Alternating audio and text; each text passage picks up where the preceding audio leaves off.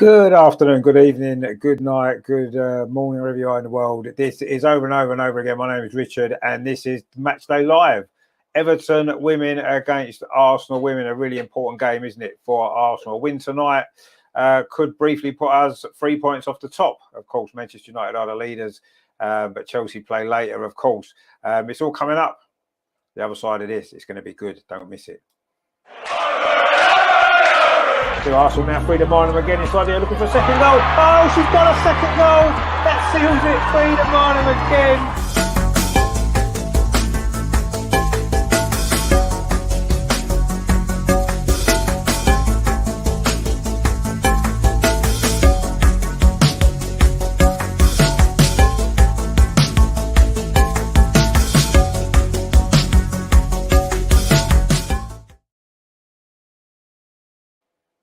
So Arsenal women against Everton in a really, really big game, of course, tonight at Walton Park. We have got the team news for you. Of course, it's a big game, so let's have a look at those teams. Now, for Arsenal then, in goal it is Manu Zinsberger. The back three again, Lotta Ruben Moy, Jen Beattie and Rafaela Souza. Then you've got Noel Moritz and Katie McCabe as the wing-backs. You've got Leah Walty, Frida Marnham and Victoria Pelova as the three in midfield, and then it's Stina Blackstenius. And Caitlin Ford is back in the starting lineup. Good to see her back fit again. We have missed her so much in the last few weeks. On the bench then, the two goalkeepers, Sabrina D'Angelo, Kaylin Marquise. Then we've got Taya Goldie, Steph Catley, Ruby Doe, Freya Godfrey, Katerina Kuhl, Gio Quiros, and Jodie Taylor on her birthday, which is great, isn't it? For Everton, and in goal for them, it is Emily Ramsey. They're back for it's Natalie Bjorn. They've got two twins, actually, Sarah Holmesgaard and Karen Holmesgaard. They've also got Nicole Sorensen. They've got Hannah Bennison, Aurora Garley, and Claire Wheeler. And then up front is Catherine Velda, Katja Soncht, and Aggie Beaver-Jones. Of course, is on loan from Chelsea. On the bench then for Everton, it is goalkeeper Courtney Brosnan. They've got Ricky Sevich, Izzy Christensen, Lucy Hope, Megan Finnegan, our old player Leonie Mayer, and Elise Stenovic. So they are your team lineups then for this game. What are we thinking, guys? Can Arsenal get the 3 points? It is probably one of the strongest starting lineups that we've had for a little while, isn't it? With Caitlin Ford back, we seem to have a little bit more good shape about us, don't we? And a reasonably strong bench as well. 2 or 3 players that we can bring on. Jodie Taylor, of course, Gio, Katerina Kuhl, Steph Catley, all quality there. Plus, of course, a load of young players. Some, of course, who made their debut in the last game. It's a big week, isn't it, for Arsenal? Because we play Chelsea, of course, on Sunday. And that could be, if we win this game, that is going to be a really, really big, important game, isn't it, on our Sunday? Especially if Chelsea were to drop points later. They're playing at 8:15 against West Ham. We'd expect Chelsea to win, but who knows? They just come back off a cup final. So maybe their minds might be slightly distracted. And it only takes you only have to be off your game by 5% and it can make a big difference to how you play. So let's hope West Ham can do what we defend as well as they did when we played them earlier in the season and get some points. That'd be nice, wouldn't it? We've got Steve in the chat already. He's gone 3-1 to Arsenal. Yeah, we'll take a nice 3-1. Let me know what your score predictions are. I'm thinking this is going to be it'll be a tough game away from home. They're always tough, but I think we're playing really well at the minute. We come on the back of that brilliant win at Brighton. I say we've got Caitlin Ford back in the starting lineup. I think we'll be too strong for this Everton team. I am going to go 3-0 to Arsenal. I think we'll keep a clean sheet again, and I think we'll win. I think we'll have to work hard, but I think we'll have enough quality in the end, and I think we'll run out fairly comfortable winners in the end. And I'm expecting Stina Blackstenius, who's in great form, of course, to score at least one of the goals. She should have got a hat-trick last week. Very unlucky not to get the third goal, which was ruled out wrongly for offside, wasn't it? And she had a great game. She's in great form at the minute. I personally believe she's been our best player for the last probably 6 weeks or so. So looking forward to seeing her performance again tonight. And all the girls, because they're playing so well, aren't they? And there's still so much to play for. Not only, yes, the top three, really important that we get in that top three. We're massive favourites now, of course. But also as well, we're still in with a chance at a title, aren't we? If we win our last 3 games, yes, we have to rely on other teams dropping points as well. But who knows? anything is possible in football. We just have to win our games, don't we? And let's hope for the best. And if that's what happens, then of course we'll be over the moon, won't we, to win the league on top of the Continental Cup that we won as well. So yeah, really looking forward to these last 3 games. It's been a good season. We really enjoyed it, and let's hope that we can end in real good style as well. But 3 tough games to finish the season with, and we need to make the most of it. Lucy Marie's in the chat there says, "Come on, girls, indeed, yeah, come on, girls. Let's get the victory tonight." And yeah, I say there's not too many surprises in the starting lineup, but then you wouldn't expect there to be, would you? Because we don't exactly have lots and lots of options with all the injuries that we've got at this moment in time. So, but yeah, it's a strong team, isn't it? Let's be honest, and it's a team that's playing really well at the minute, and we just need to carry on where we did against Brighton last week, especially that first half was really good, wasn't it? So let's hope that that's the case. Arsenal will be wearing their black kit tonight, which I know everybody loves, which is nice to see. May well be the last time that we wear it, because I'm sure when we play Chelsea in our last away game on Sunday, we will probably wear red. And of course, then we're at home to Aston Villa, and we'll definitely wear red. So this may well be the last time this black kit ever gets a run out for the women's team. Of course, the men may well be wearing it on Saturday away at Nottingham Forest. You would imagine they will. So we've got Bongo going in the chat says, "Come on, you Gunners, indeed. 4-0. Well, yeah, we'll take another 4-0. To be honest with you, at this moment in time, I'll take a 1-0. But then you look at the goal difference, you know, it could potentially be vital with Manchester United, couldn't it? Let's see well, that maybe works out. But yeah, let's just win the game first. And if we can go on and bang in a few goals, then we can bang in a few goals, and that would be great, wouldn't it? Bongo Gunner says, "Hat-trick for Stina in black." Yeah, black, swearing black for Black Stenius. That'd be good, won't it? And let's hope that she can get some goals in that black kit, as she has done earlier in the season as well. So it's a nice kit, isn't it? We do like it, but so it might be the last time the girls will be wearing it. So let's make the most of it. Rajendra says, "Hi Richard, where's it being shown?" It is being shown on Sky. I've got it on Sky Showcase because that's part of our internet package. But yeah, it's on Sky Sports, I believe, and Sky Showcase. So that's where it is if you haven't got it. Rajendra says, "At least we agree with the women's team." Well, I think everyone agrees with the women's team. And I think it's a totally different thing, isn't it? I think with the men's team, you have different expectations and you have different things that you want to see from the men's team. With the women's team, I think it's different, isn't it? And especially this season, I think with the injuries that we've had, I think we all understand that under normal circumstances with our fully fit team, I think if we'd maybe finished 3rd in the league, I think we'd have been a little bit disappointed and maybe said, is that good enough? But of course, with the injuries that we've had and winning a Continental Cup semi-final, a Champions League, the way that they've played, the way they've given everything, we can only have nothing but pride. And unfortunately, we've seen too many times with the men's team, they've not shown that same heart and desire that the women have. And that's all we want to see as fans. You know what I mean? And the women have not let us down, have they, at all? Lucian Reed says that you can listen to it on the FA Play. Yeah, you can, but listen to it here instead because it's better. So watch it on the Sky if you can. If you can't, then stay with us and listen to us here, and we will keep you updated with everything that is going on. The teams are in the tunnel. Katie McCabe, of course, is the Arsenal captain at this moment in time, with, of course, Kim Little and Leah Williamson both out injured. So it is Katie McCabe going to be leading us out. If we win, we will be 2 points behind Chelsea and 3 behind Manchester United. Chelsea, they will have a game in hand after this game because they are playing directly after us away at West Ham. Man, you've only got 2 games left, one of which is against Man City. They could easily drop points.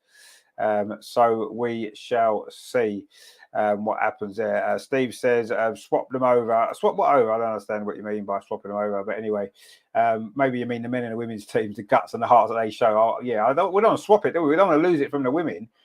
We want the men to show a bit more of it, really, don't we? Anyway, the teams are coming out. It looks like there's a lot of Arsenal fans there. Not quite sure how people have managed to get to a game that kicks off at 6:15 on a Wednesday evening, but there you go. People make plans, don't they? It's just not ideal, really, when you've got to travel, you've got work and all that other kind of stuff. So, but anyway, good to see there's a lot of fans in the stadium. There's a lot of Arsenal fans as well, as usual. And we're looking forward to this game. So we'll just quickly run through the teams then again for you. So Everton, of course, the hosts. In goal is Emily Ramsey, of course, on loan from Manchester United. So she'll have double reason to try to keep us out tonight, won't she? Helping out her parent club. They've got a back 3, actually. The 2 Holmes guards, Karen and Sarah, and then Natalie Bjorn, 3 Scandinavians there in the defence. They've then got Sorensen, Wheeler, Garley, and Veja across midfield. Again, two Scandinavians. And up front, their front three is Katja Snodges, Hannah Bennison, and Agnes Aggie Beaver Jones. Of course, she's on loan from Chelsea. So another player who's got reason to try to get one over on us tonight. But we won't worry too much about that. For Arsenal, then, as we said, not too many changes from the side that beat Brighton last week, just one. Manu Zinsberger is in goal, as you would expect, all in yellow tonight. Then Arsenal's back three is Lotta Rubenmoy, Jen Beattie, and Rafaela Souza. Then across at midfield, Lowell Moritz, Leah Walty, Frida Marnham, and Katie McCabe, although Katie McCabe and Moritz are going to be more wing backs.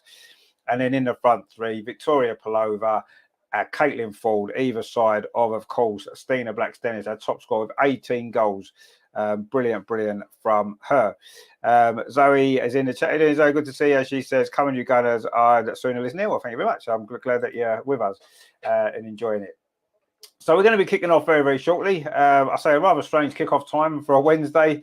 But anyway, you wouldn't see a men's game kicking off at 6:15 on a Wednesday night, would you? When it's unless it was a bank holiday day.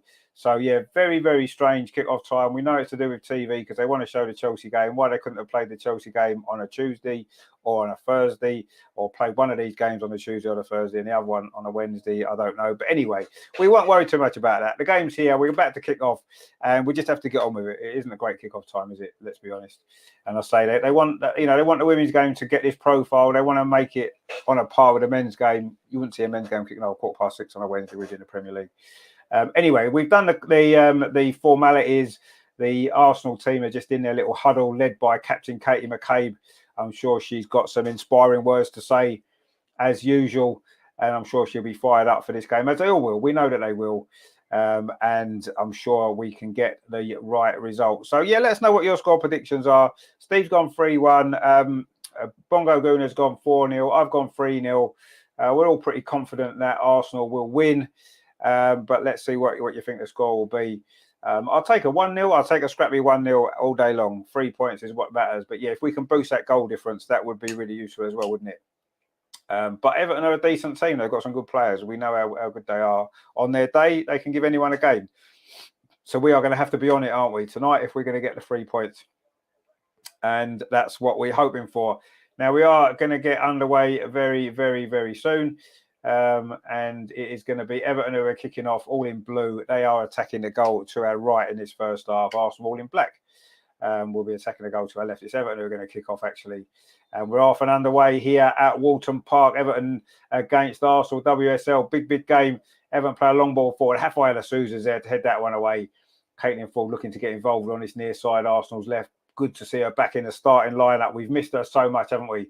There's a long ball forward. They're looking for Victoria Pelova. We can play more in a natural position now, which is more on that right-hand side of the front three. I think she's better suited over there. She's done a really good job, though, sitting a bit deeper in the last couple of games. But I think it's good to see her playing in a more natural position. And let's hope that she can have a big impact on this game. She's playing so well at the moment, of course. A new side just in January. It seems weird that she's only signed in January because she looks like she's been here for ages. Sky's attack on 2-0 to Arsenal. Yeah, we'll take a 2-0. Brilliant. That'll be a great score. And Archduke of Austria's in. How are you doing, my friend? Hope you are well. Good to see people coming into the chat now once the game started. Arsenal in possession on this near side with Rafaela Souza, who's playing more as a left-sided of the three centre-backs, almost a left-back at times, a position on the pitch. And she's obviously doing very well in that position. But Arsenal coming forward over on that far side. Noel Moritz plays the ball forward. I was looking for the run there of Victoria Pelova, but the ball was overhit. It's gone behind for a goal kick to Everton. We've played just over a minute at Walton Park. Still Everton in Arsenal. No real pattern to the play yet. And I think everyone's just trying to settle in, really settle down and try to get... Arsenal just need to get some possession, don't we, early on? And settle in. Hopefully we can get the first goal and build from there. Last week, of course, we got that really early goal, didn't we, from Stina, and that really set us on our way to that brilliant first half performance. And something similar today would be great. Again, Arsenal pressing high up the pitch, which we tend to do really well. But Everton have got out of that little press, actually, and now they've got a little bit of time. Claire Wheeler plays the ball out to that far side. And again, Arsenal forcing Everton back again. And the ball has gone back to Natalie Bjorn, the Swedish defender. Her and Stina, I'm sure, have had words before the game. The two Swedes course, know each other really, really well. And they'll be coming in close contact, I'm sure, throughout this game tonight. That's a long ball played forward by Evan up this near side. A good ball, actually, as well. Finds Sorensen, the captain, tries to get the ball back off Hannah Bennison, another Swede. But Arsenal deal with that pretty well. And now Rafaela Souza can chip a ball forward up this near side, looking for Caitlin Ford, but she couldn't get there. And it runs through. Andy says, am I late? I've been making you guys. You're not. Well, you're sort of late. We've only been playing 2.5 minutes, so you're not that late, really. We'll let you off, and I'm sure it was worth.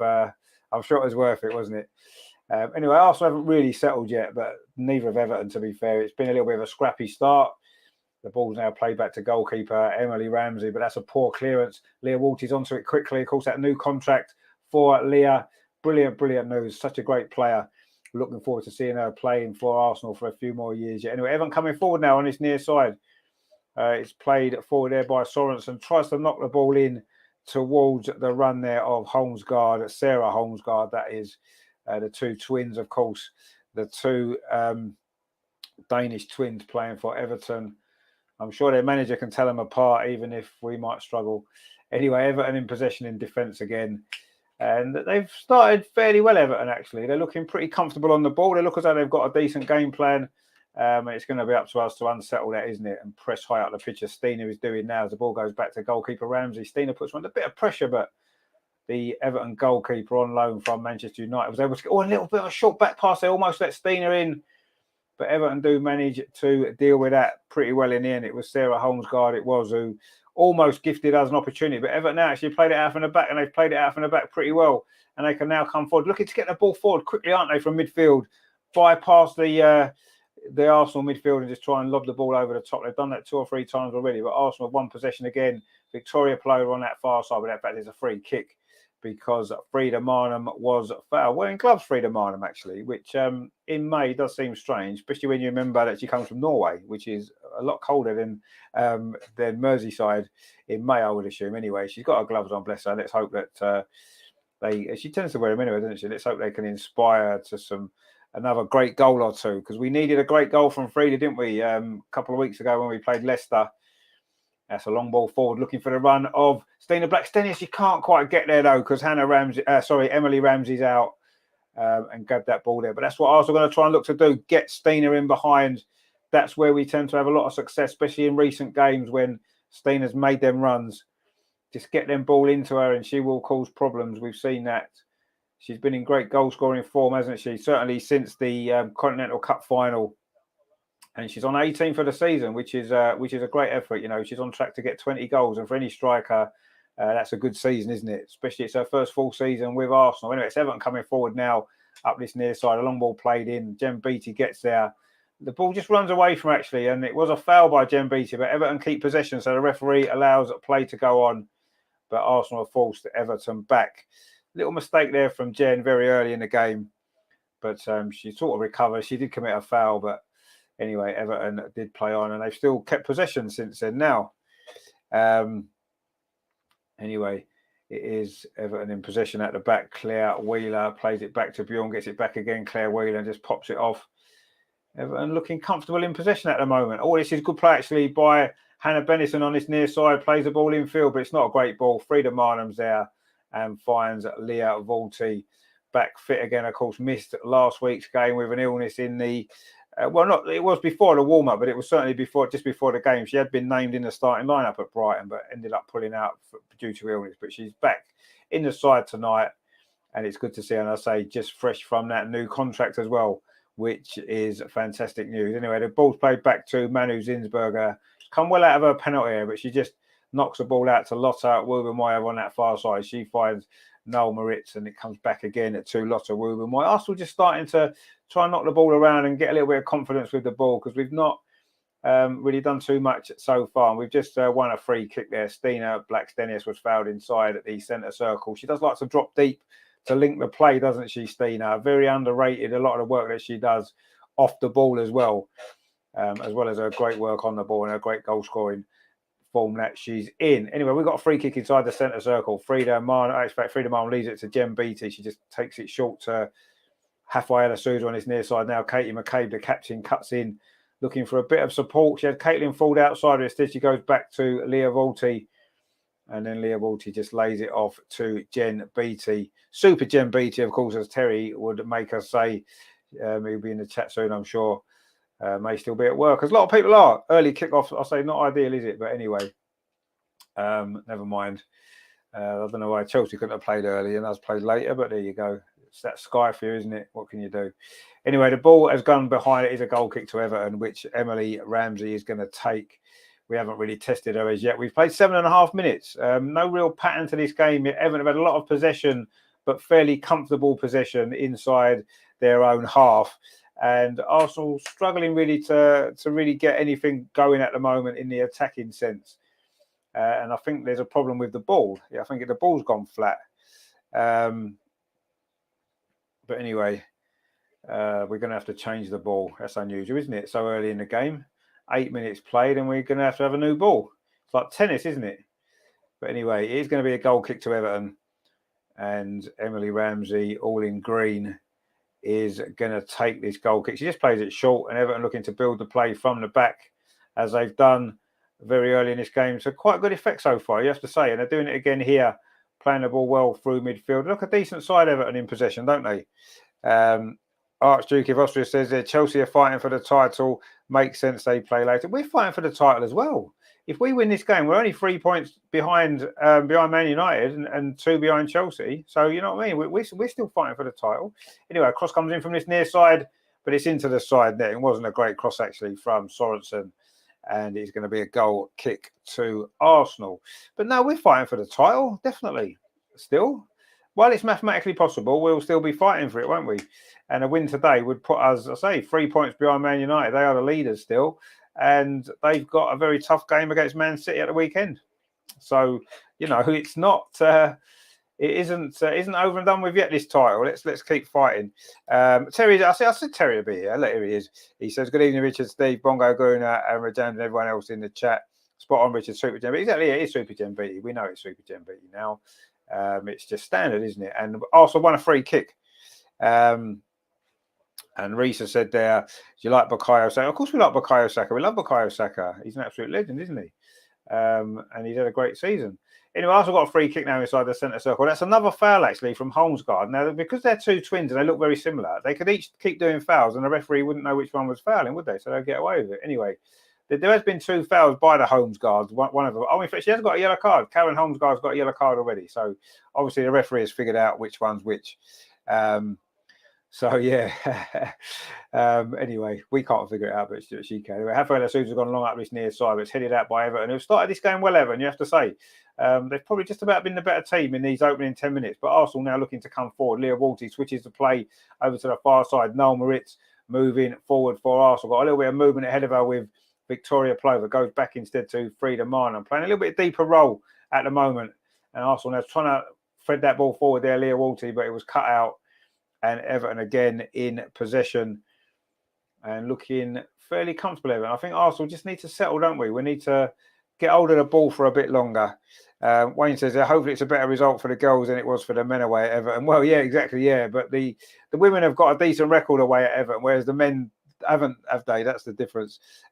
Reece says, what players you like for Everton men? Well, of course we like Alex Iwobi, don't we? We like Alex Iwobi because we got a lot of money for him. And he's helped us in that way. But Everton have got some good players, haven't they? They've got a decent team. I'm quite surprised at how low they are in the table, actually, to be honest. But anyway, that's something that they need to sort out now, don't they?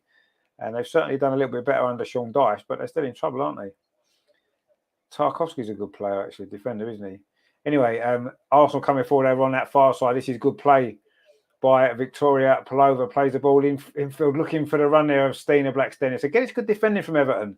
They've certainly started this game pretty confidently, but Super Jen Beatty stepped in there, won that tackle.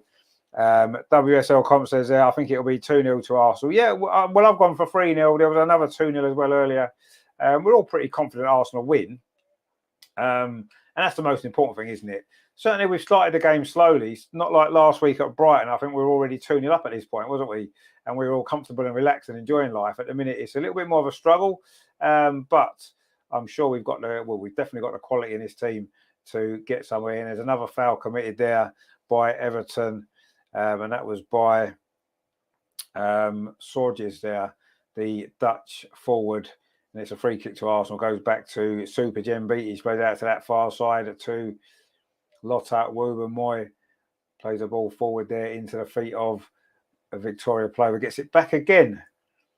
And then goes all the way back to Manu Zinsberg. Arsenal just aren't quite firing yet, are we? We're not quite getting, especially in that final third, we're not getting our passing quite together yet, are we? Terry says there, come on, chat, 55 in the house and we're still 9 short for Stina's first goal. Yeah, no, we are. We're still, yeah, give us a like if you haven't done so already. Let's get them likes up. For the whole show, we need at least 40, don't we? And then we'll definitely win. So it's down to you. Anyway, Arsenal coming forward now. It is with Stina Blackstone over on that far side. Can she get the ball into the near post? Oh, good defending again from Everton. Caitlin Ford was in there, and I think that's going to go behind for the first corner of the game to Arsenal. Stina there trying to act as creator this time as opposed to goal scorer. A good run it was down on that far side. Lovely ball to her there from Noel Moritz. He was onside, shows a lot of pace. And then look, he was looking for Caitlin Ford. He felt maybe more for Katie McKay. Might have been the better ball, actually. But anyway, it is going to be a corner to Arsenal. And this is our first opportunity maybe to get that ball into the box and really put that Everton defence under pressure. Stina is in there, of course, as you would expect, at the near post, along with Caitlin Ford as well. Super Jembiti will be in there, I'm sure, looking to get another goal. The corner comes in. It's a long one, but it's too long. And it goes straight behind for a goal kick. Not the best ball. That Lotta Wubben-Moy was in there trying to get on the end of it. Yet to score this season, Lotta. She generally pops out of a goal or two, doesn't she? So I'm sure she's due one, but it's not going to happen for her today so far, and that's certainly not of a corner like that. And it is still 0-0. We've played nearly 14 minutes here at Walton Park. Everton 0, Arsenal 0, and Arsenal maybe just starting to get our act together a little bit. It's been a very, very slow start to this game from Arsenal, and we just need to settle in, and I'm sure the opportunities will come. But yeah, not certainly nowhere near the start we had last week, is it?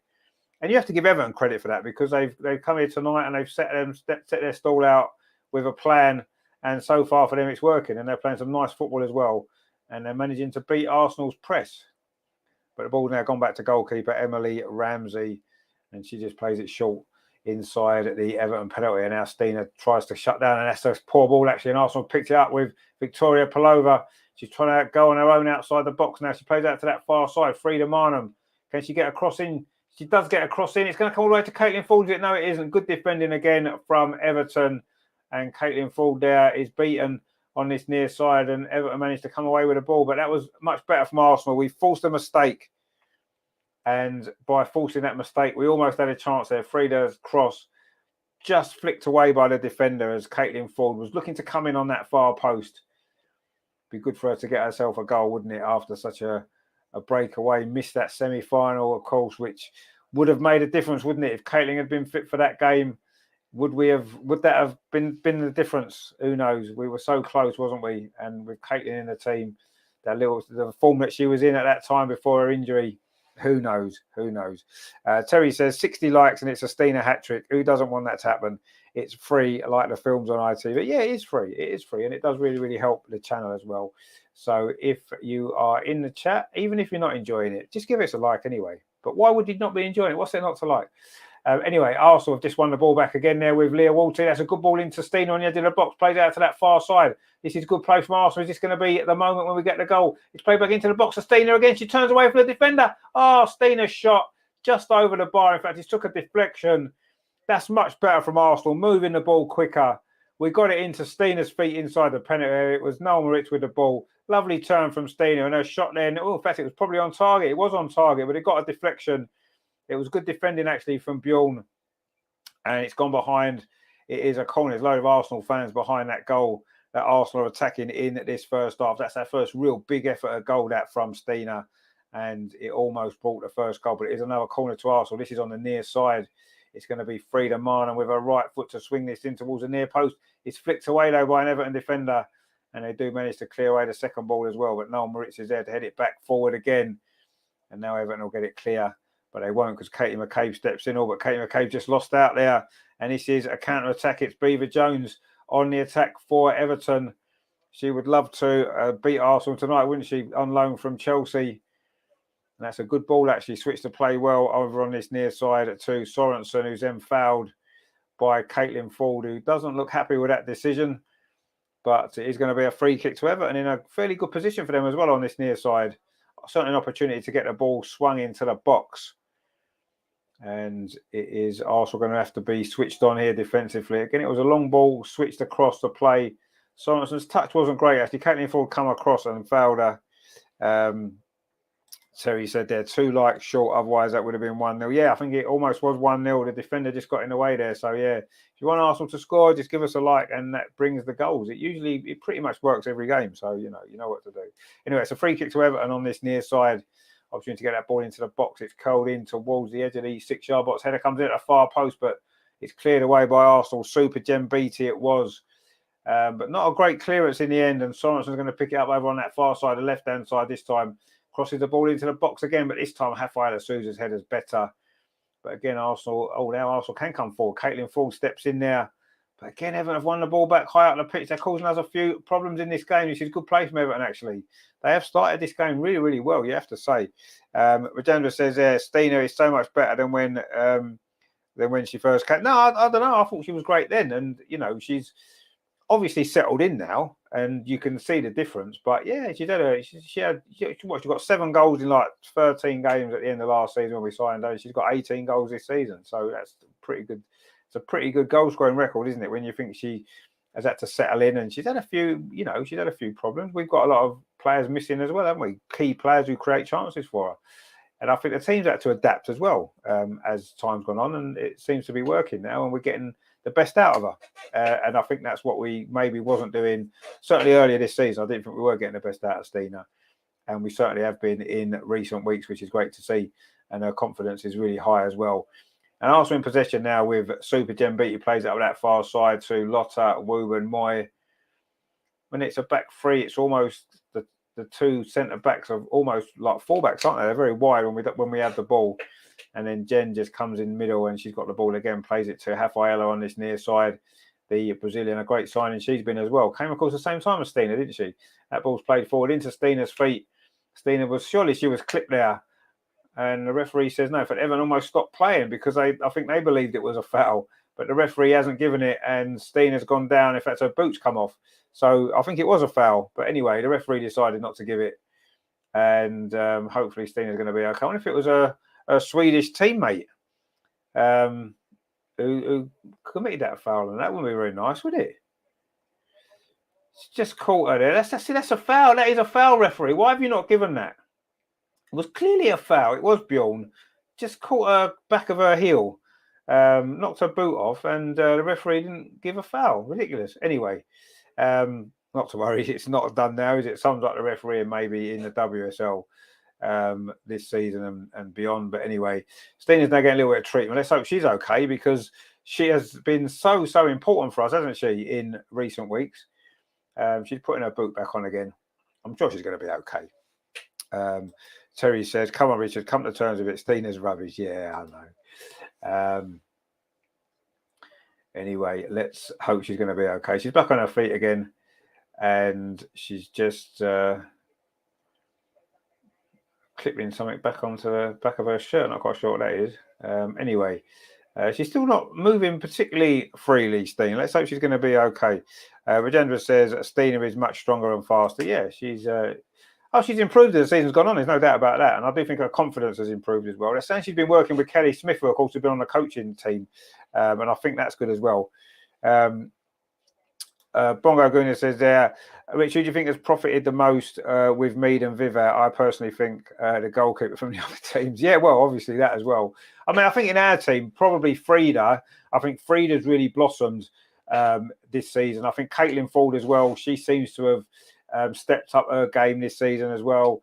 I think Stina's benefited. She's benefited from getting, she's had to play every game. And I don't think she would have played every game had they both been fit. And I think she's benefited from it. I think Victoria as well, coming into the team, she's had a lot more minutes on the pitch than she might have done had Viv and Beth been fit. So we've had some players of benefit. Obviously, overall as a team, we've missed them. Of course we have. But I do think some individual players have had to step up, have more responsibility. Andy says we're too slow tonight. Yeah, we've been a little bit slow, a little bit off the pace. Stina there shut down the goalkeeper quickly. almost profited there, but they do manage to scramble the ball away, Everton. And you do feel if Arsenal just step up their game another 5%, we're going to win this. But so far, we haven't managed to. And Everton are bang up for this game, you have to say. But we've only played 22 minutes. Arch Dukey of Dostia says there, Palova profited because finally a big club gave her a chance. Yeah, I mean, I do think we may well have signed her anyway. I don't think the injuries were the key to our signing Victoria Palova. I think she was on our radar from when we played them against Ajax earlier in the season. So I think we would have signed her anyway. I do feel as though the injuries have meant that she can come in and she's got more minutes on the pitch, which has helped her settle, which has helped her develop. So I think, yeah, she's probably benefited the most. Yeah, I agree. Bongo Gunner says, I think it made the team. Oh, we've made a mistake at the back. Everton are inside the penalty area. Shot's going to come in from the end of the box. Oh, complete miskick, actually. We got a bit lucky there, and Caitlin Ford can now bring the ball out. We just need to wake up a little bit here, Arsenal. We've been a little bit sloppy in this game. And that was a poor ball from Caitlin Ford looking for Stina, but it's been cut out. But Leah Walty steps in, and it is going to be a throw to Everton on this near side. Bongo says, I think it made the team stronger. Next year will be very interesting with all the players back, hopefully. Yeah, but the problem is, a lot of them aren't going to be back because Leah Williamson is going to be out pretty much all season. Laura Wainwright is going to be out pretty much all season because their injuries were so late. I mean, Beth's the only one who potentially might be back maybe September, October. Viv might be back before Christmas. So they're not all going to be back for the season, are they? We're not really going to see the full benefit until the season after when Leah Williamson and Laura Wainwright are fit again. So Stina's just won us another corner on this near side. And Arsenal just need to settle now. Stina looks fit again, and I'm sure she'll be looking to get a goal in this game. But yeah, no, potentially if everybody fit, we would be strong, but we're not going to have that, are we, for quite some time? We're going to buy some new players in the summer as well, let's be honest. We know we are. Anyway, Frida Mine's going to take this corner from the near side. Arsenal's left. She's going to swing it in with that right foot. We know how good that right foot is. It's a decent corner to the far post, but Emily Ramsey's there. Good hands from the Everton goalkeeper. Claims that cross. And then throws the ball out over on that far side to Holmesgaard. And yeah, Arsenal just started to maybe set a little bit. 24 minutes played. We finally look as though we're getting our play together a little bit better now. It was a very, very slow start, really, from Arsenal. And we still haven't really tested the goalkeeper much, have we? We've had that one real effort from Stina, which was deflected over the top. Other than that, we've not really created anything so far. But we're starting to settle in now. That's a good play from Noel Moritz over on that far side, but she couldn't keep the ball in. And it's gone behind for a throw to Everton. But yeah, obviously we miss the players, don't we? Ben says there, hi, I just started watching. Do you mind saying how the first 20 minutes have been? Yeah, I mean, the first 20 minutes have been... Arsenal have been pretty slow. We've not been that great. We haven't created too much at all. Everton have been pressing us high. They've been playing well in possession, and they've not really created too much either. It's been a bit of a stalemate, actually. But Arsenal just starting to get going now, and we're starting to get on top. And I think that we should have a good finish to this first half, and hopefully we can find ourselves a goal. We've played 25 minutes. Leah Walty in possession over on that far side, plays the ball back to Frida Marnham, and Arsenal forced back by Everton. They've done that well, actually. They've forced us backwards quite a lot, and I do feel as though that's something we need to come to terms with. Caitlin Ford's seen a lot of the ball, but not really been too effective with it as yet. But it's her first game back. She'll need a bit of time, won't she, to really get back to her best form, which, of course, she was showing just before her injury. She was brilliant, wasn't she? And I'm sure she'll get that back later. But that's a good ball forward again. Stina's in behind. All the flags gone up very, very quickly there. Over on that far side, Stina. The thing with Stina is she gets flagged offside quite a lot. We saw that last week with the goal that she scored that shouldn't have been, because she makes them runs in behind. So when she gets the ball, she looks offside. Quite often, though, her runs, she bends her runs quite well, and she's not always offside, is she? I don't know about this one because we haven't seen a replay yet, but quite often we've seen her offside, given offside when she wasn't, and it's something that the officials need to watch. Rajendra said it's a competitive game. It is a very competitive game. So it is so far, and we just need to just up our tempo a little bit, don't we? WSL Comp says there, Chloe Lacasse done deal apparently. Well, that'd be nice if that's true. Let's hope so. I hope you're right. We'll soon find out, I'm sure. Terry says 20 likes, chat Well done, 1-0 to the Gooner Girls incoming, but let's not stop there. No, indeed, if we've got 20 already, that's pretty good, isn't it? We need to try and get at least 40 for the show, don't we? Overall, if not more, and then we'll definitely win the game. But yeah, Chloe Lacoste will be good. Lacoste will be good, wouldn't it, if we can get that deal sorted? But let's see. They're just showing actually the new Everton Stadium in the distance. They're being built, of course, which will be exciting times for Everton. But we know ourselves, don't we, how difficult it is getting a new stadium and the impact it has. It's never easy, is it? Every team that's built a new stadium has struggled to maintain that level of success, or not that Everton have had a lot of success, but to try and become successful, Everton need to stay in the Premier League, don't they, this season, really. Anyway, also coming forward on this far side, not really doing too much at the moment, really. Bongo Guna says, if you want, click the like to join the chat. Yeah, exactly, yeah. Give us a like and then you can put a comment in as well. That'd be nice, wouldn't it? We can get your comments on the screen as well and join in with the show, which is always what we like to see. Anyway, Arsenal pressing high at the pitch, and it is going to be a throw to Everton. It was Leo Vorti, who seems to be playing a little bit more of a more advanced position actually in this game so far. And Frida Marner's maybe sitting deep. We've won the ball back high at the pitch. Caitlin Ford was shot on the turn. It's hit the post and it's in. Arsenal have scored a goal out of nothing. Mistake from Everton. We won the ball. Was it Frida Marner found a Caitlin Ford inside the area? She a shot on the turn. It's gone in off the far post. It completely was out of nothing, really. We've not created anything in this game. But after 28 minutes, we have got the lead.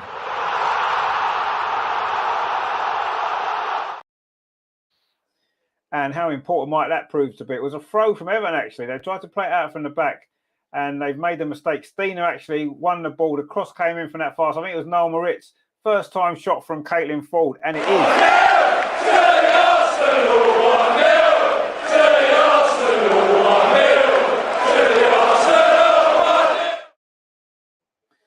Wow, goal out of nothing. Caitlin Ford.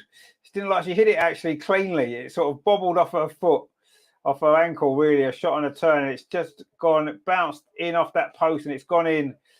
And Arsenal lead 1-0 after 28 minutes. And you have to say, I wouldn't say it's exactly against the run of play, but a mistake at the back from Lotta Woober-Moy, having a straight in for an equaliser. Oh, what a great recovery tackle there from Lotta there. Her mistake initially, a very poor clearance, went straight to the Everton player. And a fantastic recovery tackle there from Lotta made up for that mistake. A cross comes in, Everton again looking to get a goal, but it was Rafaela there cleared that away. A shot comes in from the edge of the box from Everton again, but it's deflected, or we expect to go straight over the bar. That was from Beaver Jones. And suddenly Arsenal looks a little bit shaky straight after the goal. There's been a few comments coming. Bongo Guna says, yes. Lucy says, let's go indeed. Steve says, finally. Well, our first chance, really. Look at that recovery tackle there from Lotta. That is a brilliant, brilliant recovery. Terry says, get in there. Let's make it a comfortable win. Let's hit 40. Yeah, well, I see. You're right, Terry. We got to 20 likes. You said 1-0 was incoming, and it was. And there you go. So it just goes to prove the point, doesn't it? So every 20 likes we get, we'll score a goal. Anyway, also coming forward again, Frida Marnham over on that far side. That's a good ball out to Victoria Plover, who should keep this ball in. Hopefully now Arsenal can relax and settle down a little bit. Because it's been a difficult start to this game, but suddenly now we've got the lead and we seem to have a little bit more control over proceedings. Lots of Woober-Moy there keeps it in over on that far side, plays the ball up the line. It's a good ball to Victoria Plover. Can she get a corner or create an opportunity? She's done well, Victoria, there. Really well. Plays the ball into Wolves. Was it Frida Marnham there? Sort of tackled and she's gone down. So I think she took her gloves off, actually. That's why I maybe got her name wrong before, because I was looking out for the gloves and she took them off now. So clearly she's warmed up to the Merseyside air. And was she fouled there? She broke into the box there. Well, she was outside the box anyway. I'm not sure if she was fouled. I'm not really sure. Was she? Oh, yeah, she was fouled. That's another foul the referees missed. That was a clear foul on Frida. She's caught her ankle.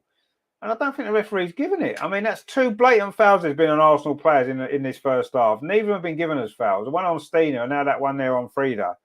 I don't know what we've got to do to get a free kick. And then the referee, oh, actually, she's let that one go over there. It looked like it might have been a free kick to Everton. In fact, it might be anyway. But that was definitely clearly a foul there on Frida. She knocked the ball past the defender and got her ankle clipped. She was outside the box. It wasn't a penalty, but it was definitely a foul. And the referee gave a goal kick, which... couple of strange decisions already from this referee. Rafaela Souza plays the ball forward out this near side to goal scorer Caitlin Ford. She did score in this fixture last season as well. I think that was the first goal, wasn't it? When we won this game, was it 3-0 last season, wasn't it? Beth Mead and Jordan Nobbs both scored in the second half, didn't they? I'm sure Caitlin got the first goal in that game, and she's got the first goal again. That ball played forward into Stina over on that far side. Can Stina get it before the keeper? Oh, good goalkeeping, actually. It's going to be another corner to Arsenal. Good running again from Stina. Even if she's not scoring, she's causing problems. As things stand, we're currently 3 points behind Manchester United. Their goal difference is 7 better than ours at the moment, though. So we could maybe do a couple more goals, couldn't we, to try and close that gap on them goal difference-wise, because it could end up proving to be important. If Man U lose to Manchester City at the weekend, we beat Chelsea and win our last game, it could come down to goal difference between us and Man U. And this corner comes in from the far side, in at the near post. Wasn't a great corner, actually, cleared away by Everton. Everton now trying to look to launch a counter-attack following that Arsenal corner, but Arsenal again have picked up the ball well. We're starting to get on top now. Katie McCabe, a shot from distance. Oh, it's gone in! It's 2-0. It's Katie McCabe.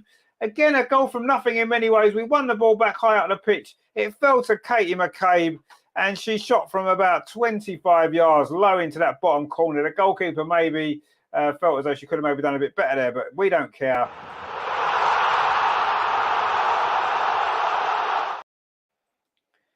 It was good play actually there from Victoria Pelova, I think it was. And then it fell to Katie McCabe. That's a good shot, actually. Curled away from the goalkeeper. We're not going to criticise the goalkeeper for that. That's a very, very good finish. And once again, on Merseyside, Katie McCabe has come up with a great goal. That one's from 25 yards, curling away from the goalkeeper. She's got a hand to it, actually. Couldn't quite keep it out. It's bobbled into that, fired into that bottom corner. And Arsenal scored 2 quick goals here in 5 minutes. We looked as well, we're struggling a little bit, but now we've settled down. Lucy says amazing. Bonga Gunner says great. Terry says, I heard today Frida is up for WSL PFA fans. Well, she is, yeah. And she'll have a great chance of getting it as well, I would imagine. And Steve says, 1 goal brings 2. It does. And Terry says, kick 'em, Katie, another blinder. Yeah, it was a great finish from Katie McCabe. She certainly knows where that goal is. And she's not maybe scored as many this season as previously. I think that's only her 3rd goal of the season, isn't it? But they're usually worth waiting for, aren't they? The last one against Manchester City was a special goal. And that one there was a very special goal as well. Rajendra says Arsenal women fans are all over the country. Yeah, they're all over the world, actually. Look at the people we get in the comments here on the show. People from all over the world. And that just goes to show what a big impact this team's had on women's football and is continuing to have on women's football. And certainly everyone's enjoying this first half now. We can relax a little bit at 2-0, can't we? It was looking a little bit dodgy for 25 minutes. We wasn't creating too much, but now we seem to have got to grips with proceedings. We've got the 2-goal lead, and it's just a matter now of, managing the game well and potentially scoring a few more goals, like I said, because if we can get that goal difference back. Anyway, good play now from Victoria Pelova. She pings the ball up this near side for Caitlin Ford, who's going to get there. Her goal has really helped settle us down. She's now running at that Everton defence again. Caitlin Ford tries a shot from distance, but that one is straight into the arms of Emily Ramsey. And suddenly now Arsenal are ripping Everton apart. We're creating chances at will. We're in complete control now. And it would be a big surprise if we don't now go on and win this game. Andy says, all over the world, I'm from Nairobi. Yeah, that's right, mate. Yeah, no, we know. There's people from all over the place. Steve's in Australia. We know that. There's a few. I know Bongo Guna's in Switzerland, I think. We've got people from everywhere. So it's good to see Arsenal are so well followed by everyone all over the world, which is great. Anyway, Kate McCabe now coming forward. Her 2nd goal today has really settled us down. And we've got, 9 minutes until half time. We've got George in there. He says, come on, the Arsenal from Kenya, Pelova fan here. Oh, great. See, Kenya, another one. You see, all over the world. I'm telling you, we're so popular. We're all fans of Victoria Pelova now, I'll tell you. Michael says from Denmark. Oh, look at this. You say, well, yeah, I wouldn't be surprised if there's a few Scandinavian people, obviously the manager that we've got with some of our players as well. We should have a few Scandinavian followers, shouldn't we? And Denmark's obviously a beautiful place. And of course, Katarina Kohl, our recent signings from Denmark, isn't she? There's one or two Danish players on the Everton team as well, isn't there, in this game? And it's going to be a free kick to Arsenal inside the centre circle. Leo Walty's gone down, and it was Aurora Ghali there. Terry says, "Is anyone in from London?" Just you, mate. Well, you're not even in London anymore, are you? You're out in Herne Bay in Kent. Rajendra says, "It's as if all England fans are Arsenal fans." Yeah, I don't know. I think there's a lot of you look at the Lionesses. There's a lot of Man United fans that sort of follow the Lionesses, don't they? But anyway, that ball's played out to the far side. We went to Leeds actually when the Lionesses played a pre-tournament game last summer against Holland at Leeds. It was, and there was loads of Arsenal fans there that night. It was brilliant. So yeah, there are a lot of Arsenal fans follow England as well. Bongo Goodness says, "Well, we're all fans." Oh, here we go. Arsenal coming in for a third goal. Steen on the turn, but that shot's too close to the goalkeeper. Bongo Goodness says, "Well, all real fans are indeed." That is very true. That is very true. Arsenal now really starting to turn the screw. We're forcing errors. That was a poor clearance there from Ramsey. Found Victoria Pelova into Stina. Shot on the turn. She just needed to try and find that bottom corner. It would have been 3-0. Lucy says there, Leeds is the best place to be. Well, it's not a bad place, but not in terms of the Premier League at the minute. It's not, is it? Because they're not doing too well, Leeds, are they? But yeah, we were at Leeds for that game. It was really good. It was a good night. It was a good crowd. A lot of people from Yorkshire were there, shall we say? But there was a lot of Arsenal fans as well. It was really good. And England won 5-1, of course. Sharon's there. Hi from Cape Town, South Africa. See, look, another country represented. We do represent the whole world here, don't we? Anyway, Arsenal coming forward again with Frida Marnham. She's going to find Katie McCabe on this near side, just inside the area. Can she get a cross in? She puts a cross in towards the far post. Stina's header. It's going to be a goal. Surely it is a goal. Caitlin Ford follows up. Stina's header was pushed out by the goalkeeper. Again, like last week, Arsenal have got this game done before half-time. It is another goal to Arsenal. Caitlin Ford second.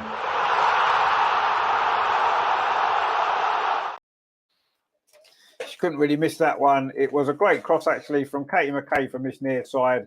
Stina's header was going in. A good save, actually, by the goalkeeper at full stretch. And Caitlin Ford was there just to tidy up and force it over the line. Good crossover from Katie McCabe. Great header from Stina. Goalkeeper got a hand to it, but just nodded in from close range from Caitlin Ford. Vijandra says, #1 team in the world. Absolutely. #1 club in the world, men and women. There's no doubt about that. And Caitlin Ford has just made it 3-0. And Bongo Guna says, bim, bam, boom. Indeed. Somebody said 4-0, didn't they? That may well be the score. It may well be 4-0 before half-time at this rate, because we've certainly playing well now. That first goal's made all the difference, hasn't it? We looked really shaky before that, but suddenly now we are flying. It is Everton 0, Arsenal 3. 2 goals for Caitlin Ford, 1 from Katie McCabe. Steve says, Aussie, oi. Yep. And well, yeah, Aussie scored. Of course, you'd love that, won't you? So he says, I've loved Arsenal since I was 8 years old. I'm 61 now. And from Northampton, great, fantastic. So talking about Northampton, I had Eddie McGoldrick on the channel a while ago. He used to play for Northampton, didn't he? Eddie McGoldrick. Anyway, this ball's played up in there, so looking for Katie McCabe. She keeps it in. It was her cross that led to that most recent goal for Arsenal. Oh, she's done well there, and then she's fouled. Surely she's fouled there. That's got to be from Sorensen. It's a free kick to Arsenal just outside the box. Katie McCabe did really well there over on the left-hand side. Ray says there 6-0 to Arsenal. Well, it could be 6-0. It's 3-0 already, so who knows? Terry says, we even had a Guna at a Newcastle game when the Guna girls wasn't even playing. Yeah, we did. I was there. That's right. I did go to a Newcastle women's game, which was really good, actually. Obviously, that was like the 4th tier, so the standard of football was a little bit different to what we're used to, but it was great and a great occasion. 28,000 were there. Wow, that was incredible, wasn't it? For what was essentially 4th tier football. It was an FA Cup tie, but anyway, I also got a free kick now right on this near side. It's almost like a corner, but about 15 yards closer in. And Frida Mine was going to take this. Stina's in there. Nice little dink ball up for Stina to get a goal. Be nice, wouldn't it? Super Gembiti's in there. Hafaela's in there. Lotta Woober Moy's in there. This could be the chance for the 4th goal. Frida Mine's free kick to the far post. And it comes in. Oh, it is the 4th goal. And guess who's got it? Lotta Woober Moy. We said she hadn't scored all season, and she scored now. Lotta Woober Moy with the goal. Simple goal.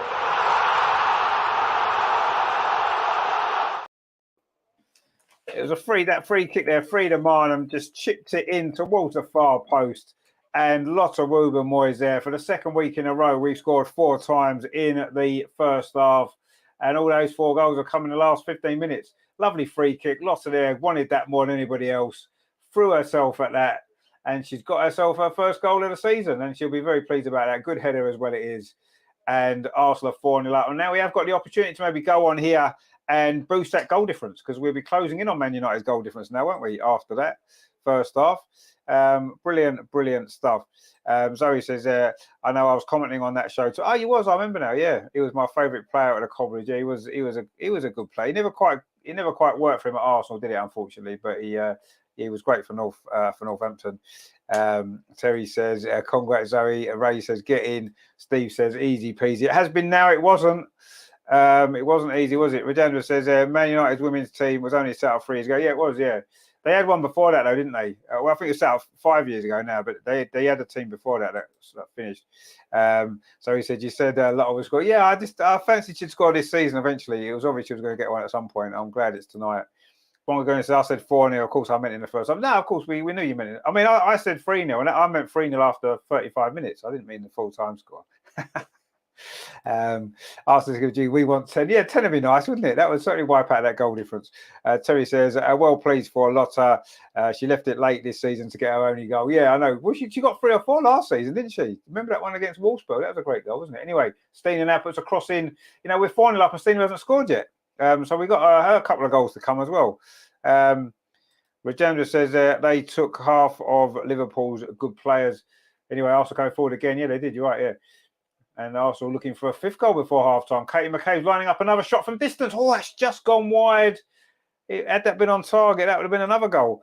WSL Comp says 4 more goals to level United's goal difference. Yeah, indeed, 4 more. Bongo Gona says still going for a Stina hat-trick. Well, she may well get one.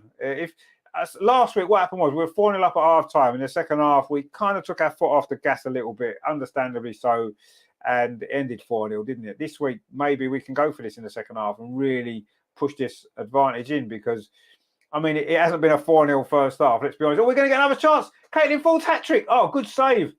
She should have scored there, Caitlin Ford.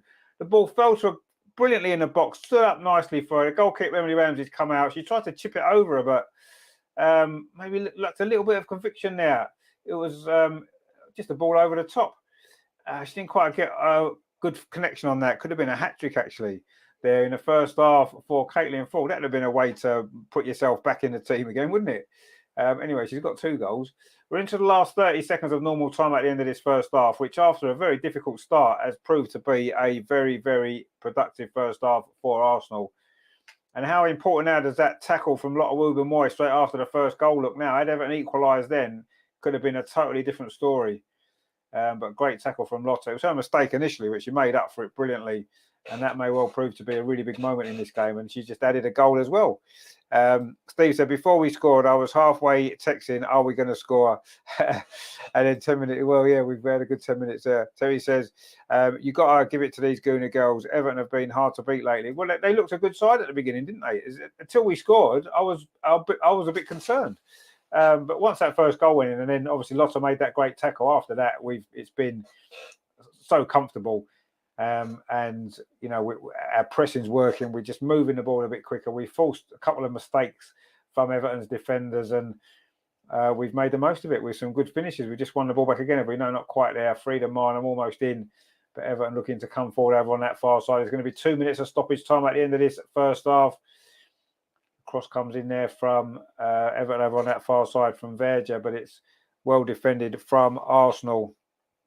WSL Comp says they were battered 7-0 in their previous game. Yeah, against Chelsea they was, yeah. But up until then, they've been doing a lot better, haven't they? I mean, Chelsea have batter a few teams, don't they? But we're battering Everton as well, so there you go. Anyway, Everton have a shot from the edge of the box. Big Super Gem beaties there with a header away. And Arsenal going to clear that one away. And we've got a minute left of stoppage time at the end of this first half. It's a throw to Everton over on that far side. You have to say, if Lotta Woober-Moy doesn't get picked for the England World Cup squad and doesn't play in that tournament, then I think there's seriously something wrong there, because she's been brilliant this season. And that cross comes in for Everton, but it's gone too far. It's going to go out for a goal kick to Arsenal. Yeah, I think Lotta Woober-Moy deserves to be in that World Cup squad. And let's hope that she is. and that she deserves to play with Leah Williamson out. She is a good player to step in, isn't she? She's done that for Arsenal this season to brilliant effect. And she's now got herself a goal as well, which is good. WSL Comp says, who do you think will go down, Leicester or Reading? I think Reading, if I'm honest. I think Leicester will be okay. I think potentially Reading. But we will see. In fact, there goes a half-time whistle. What a great first half that proved to be in the end. We wouldn't have thought it was going to be, though, did we? After 20 minutes, it was looking a little bit shaky for Arsenal. We wasn't really on our game. We hadn't got going. Our passing was poor. We wasn't creating any chances. And then suddenly, almost out of nothing, Caitlin Ford fired us ahead. It was a crossing from that far side. I think it might have been Noel Moritz. A first-time shot from Caitlin Ford went in off the post, and that made all the difference. We then got a second goal. Katie McCabe fired in from the edge of the box to make it 2-0. Caitlin Ford got her second soon after. It was a header from Stina Blackstenius, was pushed out by a goalkeeper, and Caitlin Ford was there to head home from close range. And then the final goal, just before half-time, it was Frida Miner's free kick, and it was a good header from Lotta Wuben-Moy at the far post to make it 4-0. And Arsenal have got this game done as we had last week. Again, 4-0 at half-time. Great stuff.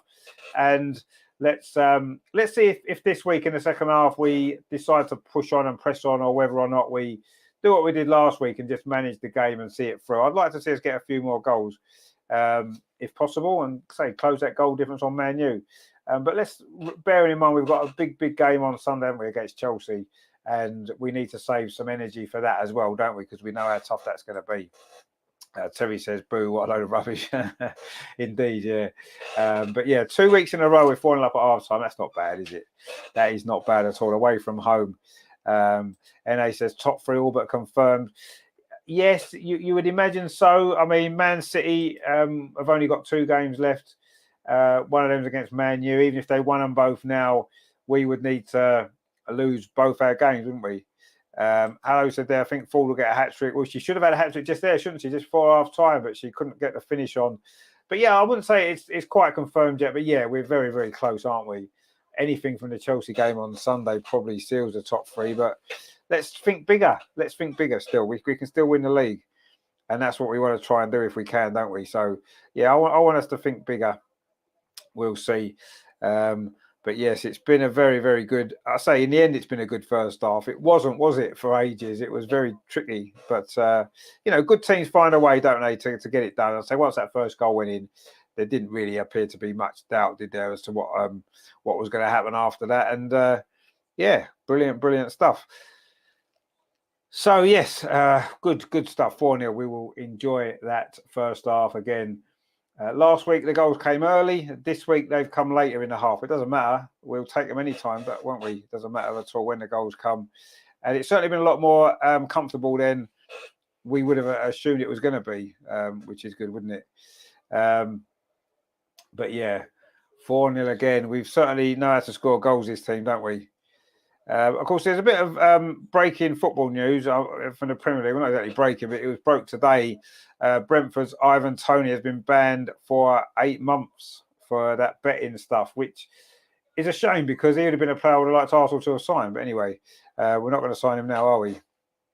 Because he's just been banned. Terry says, come on, chat, hit that thumbs up. 55 in the house, only 23 likes. Yeah, let's get some more likes. So we want to try and get to 40 in total, don't we? NA says, title talk is just false hope, to be honest. Well, while it's possible, you've got to try and believe, haven't you? You know, Man United have got to play Man City. Man City could easily win that game. You know, Man United will be down after losing that cup final. Then we beat Chelsea and we're level on points with Man U. We'd be 2 points behind Chelsea going into the last game. Yes, we'd need Chelsea to lose and us win, but, you know, who knows? Anything's possible, isn't it? Vijandra says, beat Chelsea and then Man U beaten by Man City. Yeah, I mean, Chelsea still need to drop another, need to lose again, don't they, their other game? I mean, they might drop points tonight, Chelsea. Yeah, let's be honest. They're playing West Ham away. We dropped 2 points at West Ham. Chelsea could get a draw there, could lose. Who knows? It's difficult when you just won a cup final, isn't it, to win your next game? Especially, you know, playing at Wembley and all that kind of stuff. I do feel as though this could be a banana skin for Chelsea later, and they'll watch us tonight and think, wow, okay. You know, they know they need to win. So we'll see what happens. But yeah, obviously we've won this game now. Let's see what Chelsea do later. And if West Ham can do us a favour, then we would be very, very grateful. But we've done our bit so far. Well, I say so far. You would imagine that we're not going to lose this game now. Ray says there, yep. Anything is possible. It is. Anything is possible. Absolutely right. Terry says, I think we should snap Tony up. Maybe able to get him on the cheap, and he's back in January. Yeah, I mean, there's that chance. There is that possibility. I mean, I do like him as a player, but when a player hasn't played for 8 months, it might take him 3 months, 4 months to get back in the swing of it again. But we'll see. Rajendra says that he'll only miss 4 months, as this will be during the off season. Yeah, I suppose so. Yeah, I mean, if he's suspended now, May, he's got 8 months. Yeah, it's January too. He said, yeah, so he'll be back in January. It's half a season he's going to miss still, though, isn't it? You know what I mean? It's still missing half a season. That's a lot of football to miss, isn't it, for any player? It's like having a serious injury, isn't it? So anyway, let's see what happens with that. It's going to be good anyway. Just having a look and see what's on. But yeah, Chelsea so playing later on, so we'll look at that. And also as well later on, there is also, of course, the if you're interested, I mean, I'm not particularly, but there's a Champions League semi-final. Man City playing Real Madrid, of course, for a place in the final of the Champions League. So that's going on as well later on. Lots of football later on tonight, but we are only interested in this game for the time being. And it is 4-0 to Arsenal, and we're very, very happy about that.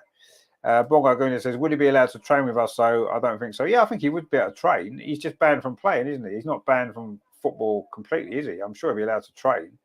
Well, I'm not really sure. That's a good point. I always think about that. Steve says, what did Tony do? Put a few bets on? Yeah, he was putting lots of bets on, yeah. Which, of course, you're not allowed to do. So, unfortunately, there you go. Chantel says there, nah, don't lie to yourselves. Chelsea ain't losing any game from now on. Well, they're going to lose on Sunday because they're playing against us and we're going to beat them.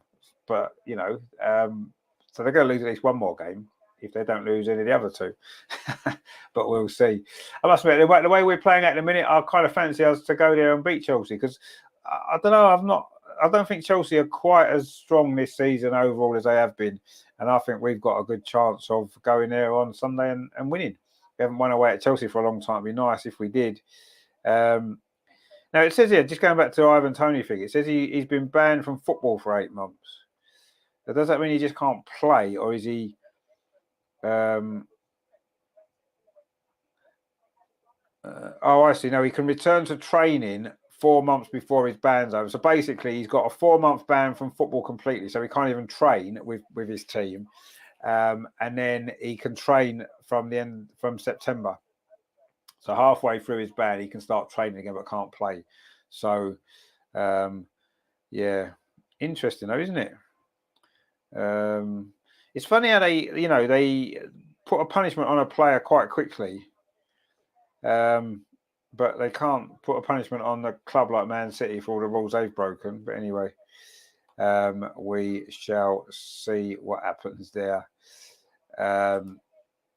Hello says, who are Chelsea's remaining matches against? Well, they've got West Ham today, they've got us, and then I think it's Reading last game. But Reading be fighting for their lives. You never know. Reading have beaten Chelsea before. Andy says, is it true there are talks about Xhaka's exit? Yes, there's talks about it. I think Bayer Leverkusen are interested. Be a shame if he left, wouldn't it? We don't really want him to go, do we? And Steve says, wouldn't put a house on it. West Ham home, Arsenal, Reading. Yeah, exactly. So West Ham is a game they could drop points. We're going to beat them, and then see if they draw tonight, Chelsea, we then beat them, and then we then win our last game. Man City beat Man U, we win the league. So there you go. NA says a double loss over United done us this season. Yeah, well, it didn't do us any favours, did it? 2 exceptional games, circumstances, wasn't there? Losing that game at home when we were 2-1 up with 5 minutes to go, and then the game away when Leah got injured and really, really affected our performance that night. Bit unfortunate, weren't we, to lose them games? But there you go. United have Man City home and Liverpool away. Yeah, you see. But if they lose to Man City, if we beat Chelsea, if we can get some goals back on this one, And we beat Aston Villa 7-0 at home last season, didn't we? Do the same again? Who knows? We could do it, but let's see. Let's win this game first, and then we can look ahead to Sunday and see what happens there. But very interesting finish to the season, and I think that's what the season's needed, hasn't it? With all the interest in women's football this season on the back of the Euros and the big crowds that we've had, and it needed a good, exciting title race, didn't it? And that's what we've had. So I think it's been great. It's just a shame that we may not quite end up on the right end of it at the end of it all, but we'll see. Ray says, agree with you there on a punishment, Tony, yet not Man City. Yeah, exactly. Because Tony's not as powerful in football, is he? That's why. Can you imagine if that had been a player like, say, for example, Haaland or De Bruyne? Would they have banned them for that long? And would they have done it that quickly? Hello says, while we're waiting, what's everyone's favourite horror movie? Oh, horror movies, that's good, isn't it? Right, okay, everyone, name your favourite horror movie. I'll have a little think about that. Regenda says, that was not quick. If it was an Arsenal player, it would have happened in August. Whatever. I mean, it's fairly quick the way it's gone through, though, isn't it? I think it seems to be quicker than most other things seem to get done, because they're more concerned about stuff like that rather than the financial regulations. They don't care about them really. They're not that bothered. It's not as serious to them, is it? Whereas the betting things are just more serious, isn't it? That's what it is. Anyway, Terry says, I wouldn't put anything past these Gooner girls. They've been amazing. Well, they can't. It's out of our hands, though, isn't it? We can win our games, and hopefully we will. And it might not be enough anyway because of the situation that we find ourselves in. But let's just do what we can do, and win our 3 games. And as Jonas said, win our 3 games, and we'll see. Boga says Arsenal v City, and I looked. Eden Lake. Eden Lake's a good film, isn't it? Eden Lake is a good film, yeah. And he says The Conjuring. Yeah, The Conjuring was good, actually. Yeah, that is a good film, isn't it? The Conjuring. Terry says Chelsea winning the WSL is my horror movie. Well, that's because it's on repeat, isn't it? It's like Groundhog Day. Chelsea winning the league. Regina says August. Yeah, it was August that he committed the offences, but that wasn't when the charges were brought, was it? The charges were brought more recently. Anyway, it's been sorted, and he's got banned a lot quicker than Man City are going to get banned. NA says there, I'm not pleased with a potential Lacasse signing. She's turning 30 and may mean we won't try to sign Russo. Well, no, I mean, you can't get too many good players, can you? I mean, I think Russo and Lacasse would be different types of signings, wouldn't they? I think Lacasse would be more of the experienced player, a bit like we've got Jodie Taylor now. And I do think that you need players like that as well. I don't think that Lacasse would be our only signing if that was how it worked. Loki says, evening all. Adam, my friend, hope you're well. Terry says, and seeing Salty Emma's sickly smile. Yeah, that's Emma's a horror movie on her own, isn't she, really? Let's be honest, most of the time. Boy says The Shining, but preferred the book. I don't think I've seen the book. Is that a horror film, is it, the book? Anything to do with snakes, Anaconda, the plane full of snakes. That was bad. Oh, yeah, the plane full, was it snakes on a plane, wasn't it? Yeah, that was more of a comedy, though, wasn't it? I thought. But anyway, I get you what you mean. Ray says, we need to go back in for Russo in the summer. Yeah, we do. And I'm sure we will. Regenda says, betting is financial, but could be involved in cheating. Yeah, but it's more to do with it's a different kind of situation, isn't it? The betting side of things. Yeah, obviously it could be considered cheating, but it used to be you only got a charge if you bet on your own team. Whereas now it's if you bet on any team, which doesn't really seem to be cheating, does it? If Ivan Toney's betting on Arsenal against West Ham, for example, I don't see how that would be cheating when he plays for Brentford. But anyway, he shouldn't be betting, and it's right that he's been banned. I just think as though he's maybe been made a bit of an example of, really. Borgo says no. The book. The Book of the Shining. Oh, I see what you mean. The Book of the Shining. Right? Yeah, I know The Shining is a good film actually. But then I do like Jack Nicholson. John's Dottia says Regenda to sign. Yeah, she's a good player. She just needs to sort her attitude out. But yeah, she's a good player. Terry says living in the wrong country, Steve. If you don't like snakes or spiders, yeah, that's true. Australia's full of them, isn't it? So yeah, maybe that's why though, because they've got some rather killer snakes over there, haven't they? Whereas we tend to get just little grass snakes that can't do us too many harm, so probably we don't really mind them. I quite like snakes actually. I went to a Greek night once. This was a few years ago at work, and they had like a snake there. I think it's a Greek thing, isn't it? I don't know. And I had a snake around my neck and that. They're just beautiful. That's, you know, you stroke them and that. They're just brilliant. I love them. I'd actually have a pet snake in a cage. I would. I think they're quite expensive to look after. Plus, they eat things like mice and that, don't they? But anyway, but Bogo says preferred the book to. I've not read the book actually, but the movie's great. Steve says there's everywhere here in summer. I live in country Melbourne. Melbourne's nice. Yeah, I've got family who live in New South Wales actually. I know that's not near Melbourne, really, is it? But Australia's a lovely place, and it's hot as well, which I like personally. That's just me. Madonna says Rocky Horror Show. Wow, the Rocky Horror Show. Steve says it's hype in the city, but only up north. Oh, right, okay. You're sounding like Crocodile Dundee there, Steve, which is cool. Anyway, the teams are back out for the second half, and Arsenal calls a 4-0 up. This game's won, which is nice, so we can relax now, can't we, and enjoy the second half, as we did last week. And let's just hope we get a few more goals as well. It'd be nice to really get a big victory. I think our biggest win this season is 4-0, isn't it? 5-1 in Lyon, but that's a 4-goal difference, isn't it? I know we've had 9-0 a couple of times in the cup, didn't we? You know, Everton have made a sub at half time. We're just about to find out what's happened there. It is Aurora Ghali's gone off and Ricky Sevic has come on a defender. So maybe they're going to try and shore things up a little bit and try to stop us scoring a load more goals, but we'll see. Terry says, to be fair, snakes don't feel like you think they would. No, they don't, no. I'm still not that keen. No, I kind of like them. I think they're pretty cool creatures, actually. Oh, and Jodie Taylor's coming on for Arsenal. Is that Steiner going off because of that injury that she picked up? Actually, no, it's not. It's Rafaela's going off. So maybe we're going to go back to 4 at the back. Rafaela went off last week as well, didn't she, at half time? Is there an slight injury issue with her that we're worried about? Because she wasn't doing too badly in that first half, was she? But anyway, Jodie Taylor's coming on.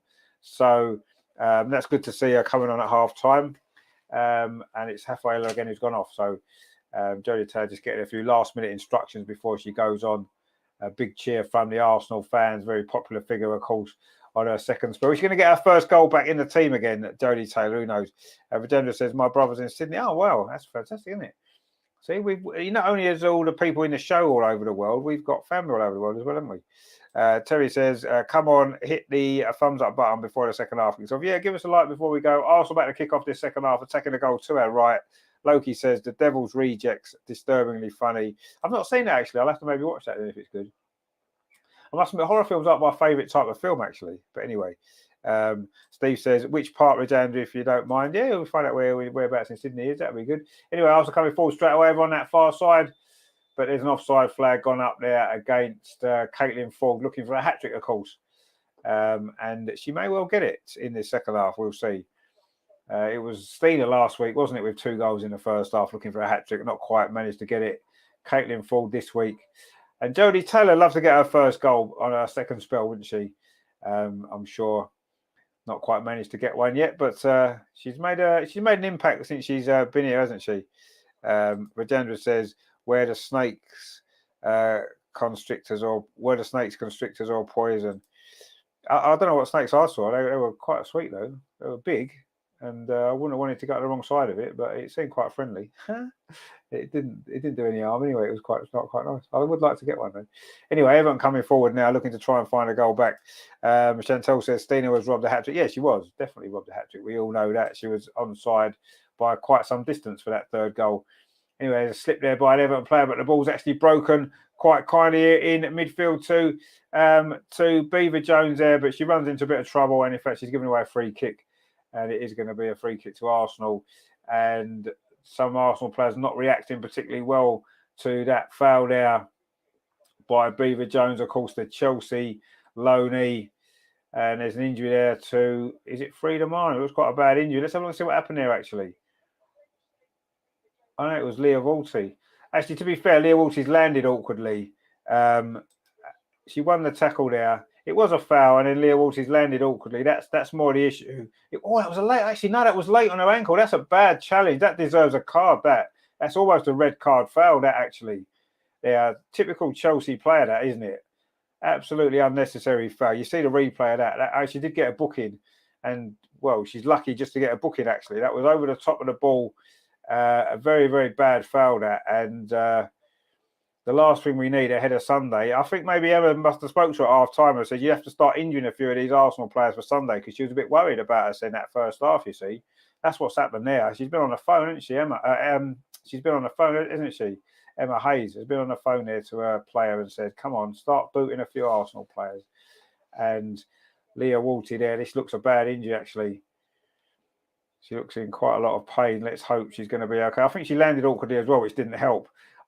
Obviously, she got her ankle whacked by the tackle, and then she landed very awkwardly on her shoulder, and that doesn't look too great actually.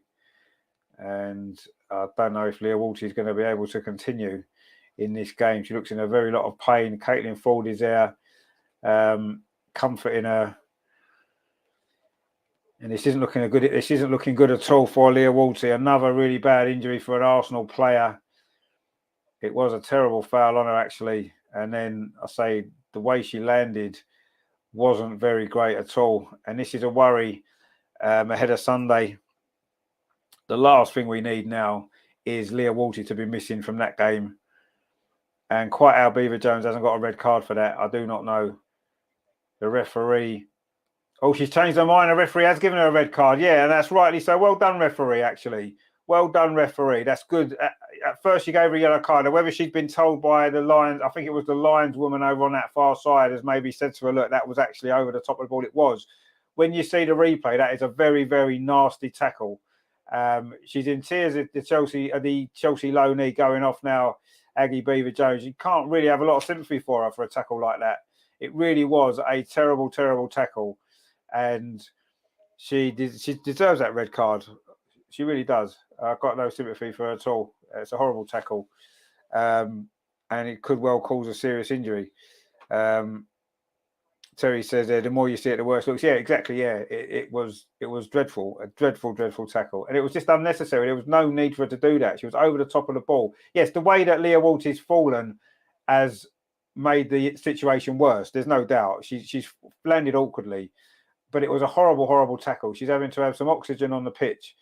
And we're supposed to feel sorry for the Everton player getting sent off for that. No, I'm sorry, not having it. That was disgusting tackle. Eric's in the chat says, "Lady, my friend, hope you're well." Bongo Guna says, "What I don't know what that was referring to." Terry says, "I know we say it each week, but the officials need a massive overhaul before next season starts." They do, but to be fair, the referee there, yes, she needed some advice to give it, but at least she made the right decision in the end. I thought a yellow. I did say when she got a yellow, I thought a yellow. She was lucky just to get a yellow, and the referee's done the right thing in the end. Steve, who got hurt? It's Leah Walty. Leah Walty. Bongo Guna says, "Is she fine?" No, she's not fine at all. Absolutely not fine at all. She's looking in a bad way, and I don't think she's going to be able to continue in this game. Possibly not the rest of the season either. NA says, "Salty Emma in tears now." Well, no, Emma will be in tears because we're winning 4-0. And we know what's going to happen now. You know, you get a big hold up for an injury. It's difficult. Yes, Everton are down to 10 players and we should exploit the space and go on and score 6 or 7 goals. But that doesn't really matter at the minute. What matters is this injury to Leah Walty. The stretcher's out and this is not looking good. And it isn't just to do with a tackle. This looks more to do with the way she landed, unfortunately. But even so, it's a very, very serious looking injury. This yet another one, another Arsenal player getting stretchered off. It's happened so many times this season. It's almost like the club are going to be sponsored by stretchers. And Katarina Call is getting ready to come on to replace Leah Walty. Ahmed Felix says, no, exactly. Ahead of this game as well at the weekend against Chelsea. Leah Walty is such a key player. She would have been so important in that game. But I'd be amazed if she's going to be able to play. She's having oxygen. She's lying flat out on the pitch. She hasn't moved. The stretcher's being... I was going to say, I thought the stretcher was being taken away, but it's not. They're just getting a stretcher in place now. And Leah Walty is going to be going off again, as have several of her teammates. A lot of the Arsenal players looking quite upset by that as well. Chantal says she landed on her knee. Well, no, she didn't land on her knee. She took it land on her shoulders. I don't think it's a knee injury. I mean, her ankle will be knackered after getting a tackle, but it looked like it was more the way she landed on her sort of her shoulder, her back, her neck. They're now trying to actually make her sit up. So maybe it's not quite as bad as it looks. Let's hope so. Ahmed Phoenix says, how unlucky. Oh, yeah, well, that'd be ridiculous. I mean, it's incredible, really. Regenda says this ref is much better than the one at Brighton and with Wolves. But no, I agree. This ref has done okay. Yeah, a couple of fouls in the first half she didn't give. Arsenal just had a huddle there. And I think we just need to just refocus. It's always difficult, isn't it, when you see, we saw what happened when Leah got injured in the game against Man United. And actually, it is her leg, because her leg's strapped up. Maybe it is a knee injury. Her leg's completely strapped up, her left leg. And maybe was that the tackle, or was it the way she fell, or was it a little bit of both? Anyway, she is now going off on a stretcher with her leg heavily strapped. And let's hope it's not as bad as it looks. But let's be honest, it looks bad. It really does look bad. And you have to say, I'm not sure if Leah Walsh is going to play again this season. And let's hope it's not as serious as it was before. Herman's in the chat. My friend, he says, hello, Richard. I finally got time to watch the podcast. Good to see you again, my friend. Hope you're well. Hope you're well. Loki says, ankle ligaments. She's played well. Yeah, no, she was, yeah. Regenda says, and also better than men's referees. Well, most people are better than men's referees, let's be honest. Regenda says, that looks very serious. It does look very serious, and it is very serious. Kyle says, hey, Rich, hey, my friend, hope you well.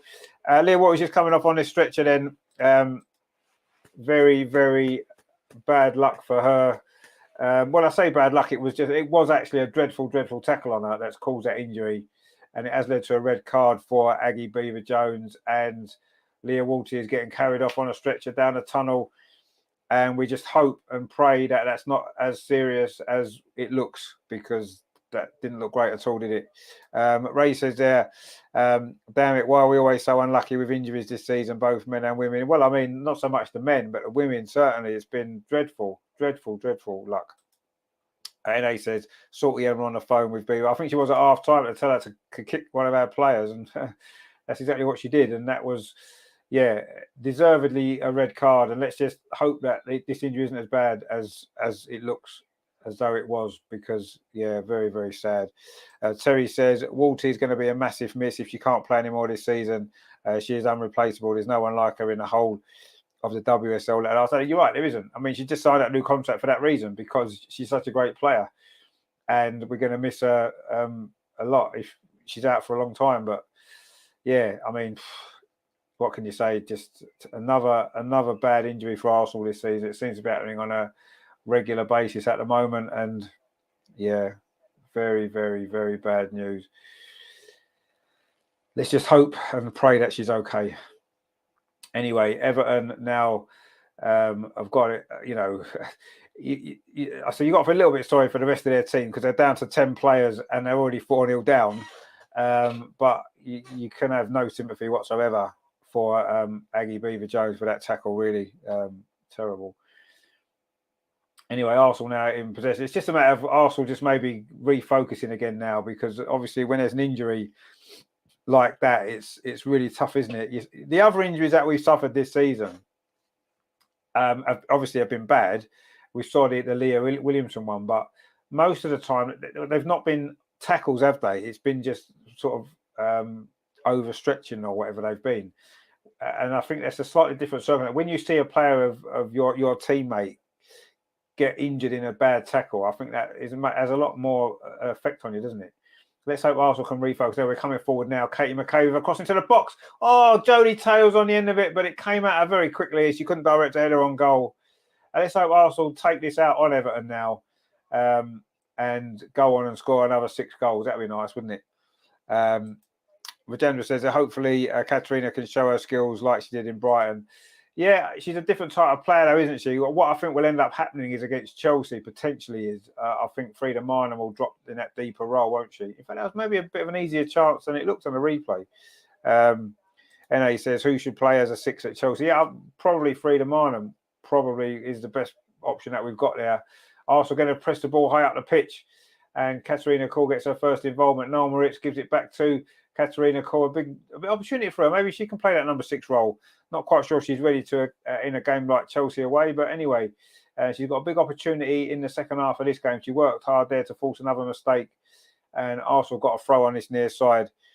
We've got a comment there. Abba says, is it a knee injury? Not really sure. Her whole leg was strapped up. It could have been a knee injury. if it's an ACL again, honestly, we should. I don't know what. There's something that needs to be done seriously. Imagine 5 ACLs in one season. Let's hope it's not an ACL, because imagine Leah Walty being out for 8 months. Anyway, Arsenal coming forward again. That cross though is cleared away, and Everton now just need to probably keep their heads. They're just giving the ball away again. You got to say, looking at this game, if Arsenal really want to push this, we could get a lot more goals here, and we could wipe out Man United's goal difference quite easily. Loki says McCabe has stepped up as captain. She has, yeah, absolutely. Oba says what happened. Well, basically what happened was she won a tackle on the edge of the Arsenal penalty area. The Everton striker came in over the top, caught her ankle, and then she just landed really, really awkwardly. So it was a mixture of the tackle on her and then landing awkwardly on top of the Everton player. Mixture of both, really. But anyway, let's hope she's going to be okay. Jodie Taylor's in. Jodie Taylor going to get a goal. Oh, she was just maybe couldn't quite take the ball in her stride, and Everton managed to clear that one away. But Arsenal have already started to create 3 or 4 chances now since the restart of this game, and I think it's only a matter of time before we had some more goals. Landed awkwardly on her feet. Well, not she's kind of landed awkwardly on her sort of on her shoulders, but maybe if her leg got caught under the other player. I mean, they haven't shown too many replays of it. It's difficult to see exactly what she's injured, but it could easily be her knee. But her leg was heavily strapped. Sorry, Caitlin Fall looking for that hat trick. Tried to thread the ball through there to Katarina Cole, and Everton managed to clear that away. Hello says, what happens? Just joined back. Leah Walters had to go off on a stretcher with a heavily strapped leg, a really bad foul. Everton have been reduced to 10 players. A red card for Aggie Beaver-Jones for that foul on Leah Walty. And Katarina Calls had to come on, and looks like another serious injury for this Arsenal team. But we've shown so much character this season, haven't we, when we've been up against it. We're not up against it in the score in this game, but we're certainly up against it in terms of injuries, especially ahead of that big game coming up at the weekend. Maybe Katie McCabe could play the number 6 role. Steph Catley's back. She could play the left-sided role that Katie's in. So maybe that's an option for Chelsea. Anyway, we'll see Caitlin Fall now coming forward over on that far side. Steve says it's happening a lot in women's football here in Australia. 1 a week knee injuries. Well, it's happening a lot here, mate, as well. So let's hope it isn't as bad as we say. Terry says, my God, we've asked on Wenger, Steve, but it's Jonas now. So I am sort of asked what you mean, yeah. Obi says there, and she received oxygen, yeah. Obviously, she's in a lot of pain. That's why she received oxygen for the pain, I would imagine. NA says Chelsea will pay for this on Sunday. Yeah, we need to make them pay for this on Sunday. Hello says, think we're cursed. Well, yeah, it seems like we're cursed this season, doesn't it? Wow, incredible. Anyway, we're winning this game 4-0, and let's hope we can go on and get a few more. That's a foul as well. Come on, ref. You need to start clamping down on this. And then the Everton player's complaining. You grabbed her by the hair. Anyway, it's a free kick. Loki says there, thumbs up, peeps. Are you not entertained? Well, let's hope people are entertained. Actually, that probably wasn't a foul. Look at the replay. Actually, it's in a bit of a 50-50. Anyway, we'll take the free kick and let's make the most of it. We did score from one just before half-time, didn't we? Lotta Wubenmoy got a goal from a free kick. Hertman says, I had a technical difficulty. It's fixed now. Oh, good. I'm glad you're fixed, mate, and you're back. Good. We've missed you. I'm glad you're okay and that you're back with us. Anyway, we've got a free kick now, just over on that far side out on the Arsenal left, which Katie McCabe looks like she's going to take. Now, I don't know if she's going to try a shot from here. The angle's a little bit, it's not too straight. It's over on that far side a little bit, about 10 yards outside the penalty area. So let's see what we make of this. I'd put a cross in here. It's a bit of a strange angle to shoot, although Katie McCabe, who knows, she can certainly bang them in from there. She's done so before. And in fact, she got a great goal in this game in the first half. Let's see what Katie McCabe's thinking here. Katie McCabe, it goes across instead. The 6-yard box. Jen Beattie's in. It's hit the bar. In fact, the linesman's flag's up for offside anyway. Super Jen Beattie there. Nearly got a goal, but not quite. But it was a good effort. Ioba says, horrible to see it so close to the World Cup. I hope the FA can get to the bottom of this. No other club are getting this influx of injuries in the WSL. Not to the extent we are. Absolutely not. I wonder why. Steve says, glad out. Everton are making 2 more subs, actually. Greg says, we need a bigger squad. We do need a bigger squad, yeah, and I'm sure next season we'll have a bigger squad as well. So Vija's gone off for Everton, and I'm not sure who's come on. I'm sure we'll find out very, very shortly. And Everton are making another substitution as well. And it's one of the twins has gone off. I think it's Sarah Holmesgard and Hope's coming on for them. Lucy Hope. Not they've got a lot of hope left in this game at 4-0 down. But anyway. And the other substitute was actually I'm not sure the other substitute was. Anyway, we won't know too much about that.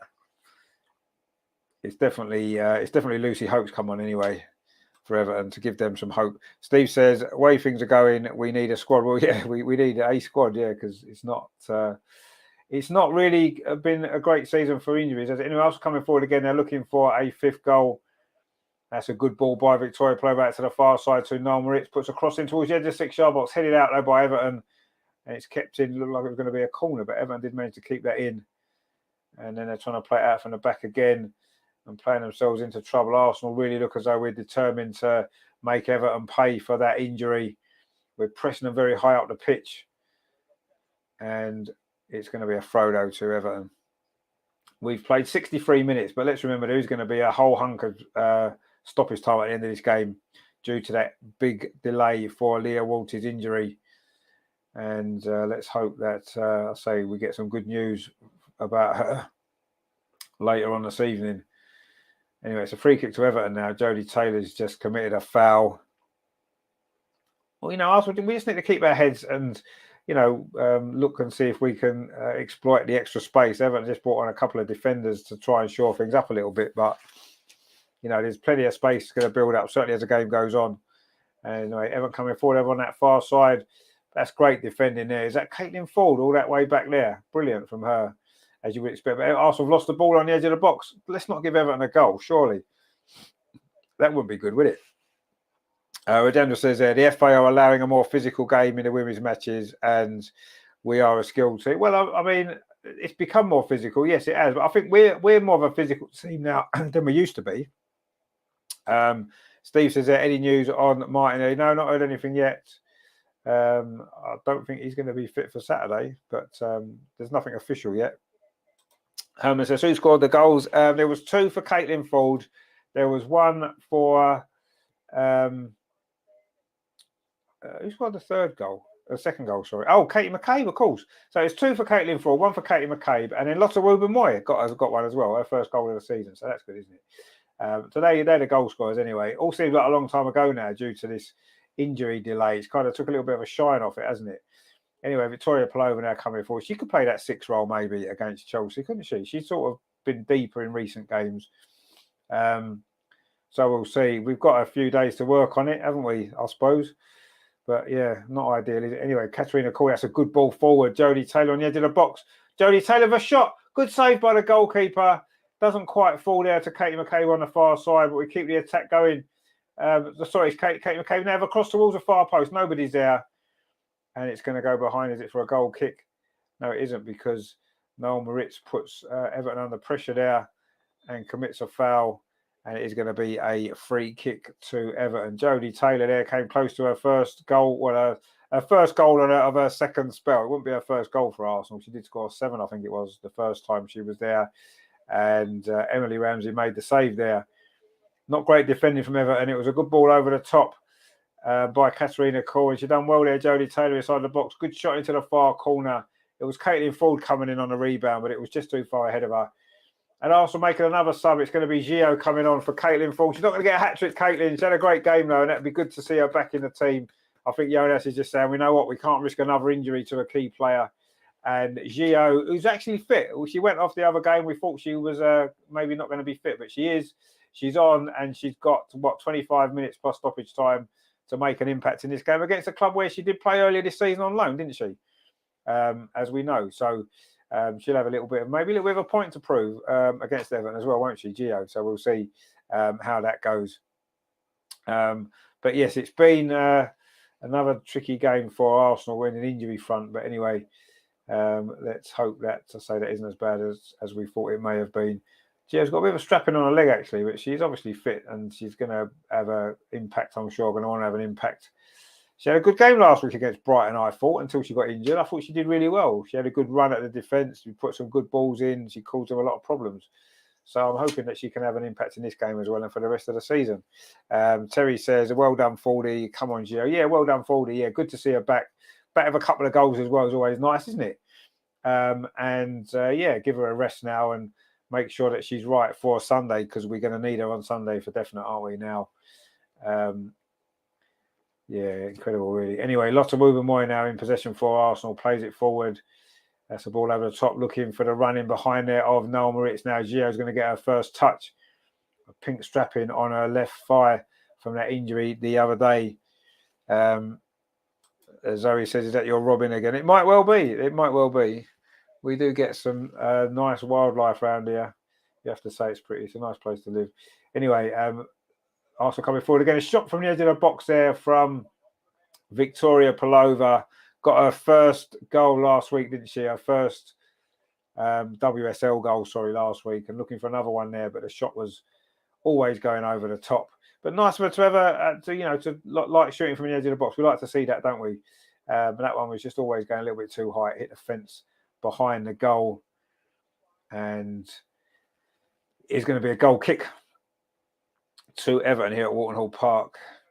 And of course, West Ham against Chelsea kicks off at 8:15, which is also on Sky as well. So if you're watching this one when we finished, go and watch that game because it might be fun. I'll probably watch it. All the balls just hit the referee there, actually. And it's going to be, it should be a drop ball, actually, because it was we won the ball. Or was it Everton's ball? I'm not quite sure. Anyway, it's hit the referee and it's going to have to be a drop ball, I would have thought. But anyway, we've got 68 minutes on the clock, but I don't think that's really the time, is it? Because there must have been a good 6 or 7 minute hold up, if not more. That's going to get added on at the end for that injury. So let's see what happens. Bongo Goodness says, speaking of horror movies, who's that standing behind you? Well, yeah, that's my little secret ghost. Don't worry. So he says, I don't believe we have yet another serious injury. We really must be cursed. Yeah, well, because we're talking about horror movies at half time, that's what it was. That's given us a curse, hasn't it? Maybe we need the Exorcist to come and unburden us of all these injuries. But anyway, Arsenal now pressing out the pitch again with Gio. And the referee didn't like that and given a free kick. Gio is obviously keen to make an impact here. She'll know all these players having played earlier in the season at Everton, of course, on loan. Didn't really maybe work out for her, she would have hoped, I don't think. And Arsenal, of course, recalled her back. And now she's making a big impact for us this season, which is great to see. And let's hope that it'd be nice for her to get her first goal, wouldn't it? At some stage. I say Everton with their 10 players, you imagine they're going to tire, aren't they? In the second half as the game goes on, but we'll see. It says 20 minutes to play, but there'll be a lot more than that. And I think our game is going to probably go on into the Chelsea game quite likely. And now there's another injury to the Everton goalkeeper, Emily Ramsey, who's gone down at the other end of the pitch there. Not quite sure what her issue is. Looks like maybe an ankle problem. So she's now going to get some treatment. And it's been one of them sort of games, hasn't it? Is this the result? We have to ask the question, don't we? Is this the result of the number of games these girls are being asked to play, the strain and the stresses that we're putting them under? And yeah, it needs to be looked at, doesn't it? It does need to be looked at because it's not just about money, is it? And I do feel as though they only care about the money from the game and not the welfare of the players. The fact that we're even playing at 6 o'clock on an evening, on a Wednesday evening, just goes to show they don't care about the fans, but Sky never have done, and they clearly don't even care about the players, do they? Anyway, Bongo Guna says, you should ask Melvin how they dealt with injuries in the 1920s. Yeah, well, maybe we'll ask him next week how they dealt with injuries in the 1920s. The thing was, though, it's strange, isn't it? Because if you look at records, like books of history of Arsenal and the matches and who played, in those olden days, if you like, players seem to play. Didn't seem to miss that many games injured, did they? And I know it's a different game. Maybe the way it was played was different. But you look at the ball, the heavy ball that they had, all that kind of stuff. I don't know. Players used to play more games, didn't they? They never used to miss as many games, I don't think, injured as they do now. And they didn't have as big a squad, did they? Let's face it. So maybe they had to. Maybe they just played injured half the time. Maybe that's what they did. They just went out there and played. And perhaps the demands on the players wasn't as high physically, was it? Perhaps back then. So maybe that's why. But anyway, Everton made another 2 substitutions by the look of it. Sorensen's gone off. Oh, and Iggy Christensen's come on as well. We do like a bit of Iggy Christensen. Izzy Christensen. I do apologise. And Megan Finnegan's come on as well. And that might well be all their substitutions now for Everton. They must have made their 5 now, haven't they? 1, 2, 3, 4. Yeah, they've made all their 5. Yeah. So obviously giving players a rest, freshening legs coming on because of how playing with 10 players for most of the second half. It's always tough, isn't it? Rajendra says too many games in the Continental Cup. Yeah, I mean we didn't have too many, but we had the Champions League instead. But no, you're right. They need to have a look at it. It's international games as well, isn't it? International games, international breaks right, left and centre. They've got a Nations League starting. Crazy schedule. And they're wondering why these players are in. Anyway, Jodie Taylor's got a little bit of space, plays the ball out to that far side to Katie McCabe. A bit like last week's game, isn't it? The second half's been a little bit flatter, but anyway, let's see if we can get a goal this time. That's a good ball play through. Noel Moritz on his near side. Can she keep it in? Doesn't matter because she's offside anyway. And that is the end of that attack. Terry says Arsenal men and women's side always seem to get long-term injuries for some reason. Well, yeah, Arsenal men used to get a lot, didn't they? Not so much recently. Still a few, but I don't know. Yeah, the women are suffering at the minute.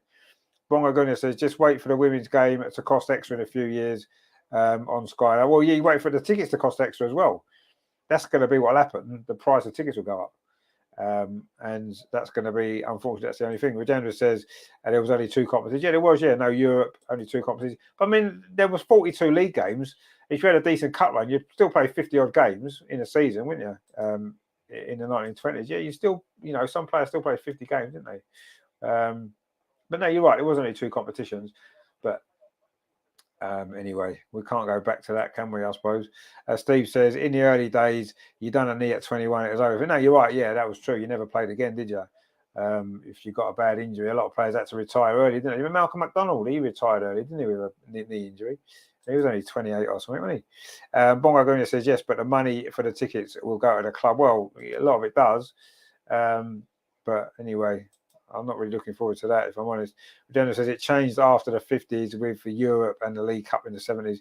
Yeah, obviously more games came in and then bigger squads came in, didn't they? But anyway, the women's game's going the same way at the minute, isn't it? I mean, Noel Moritz now plays the ball in field to Victoria Palova, lays it off to Katerina Kuhl, finds Frida Marnham.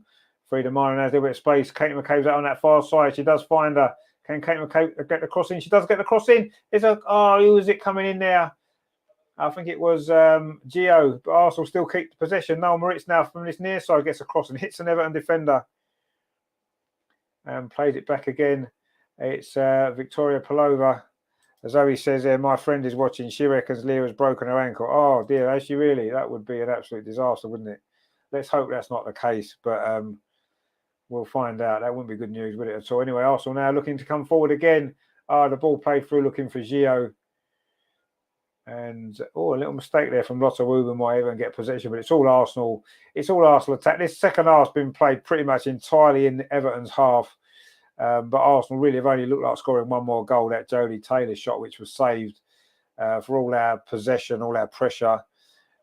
We haven't really created too much, but you can understand why in the circumstances. Whenever you see a serious injury, it does affect you.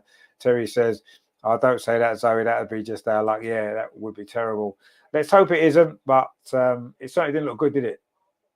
But anyway, we'll wait and hear some official news later, and let's hope it's not as bad as that. Anyway, Noel Moritz has got a lot of space on this near side. Steve says, that's why Oxygen, the pain would have been insane. Yeah, it would have been. Yeah, she looked in a lot of pain, didn't she? It looks horrible.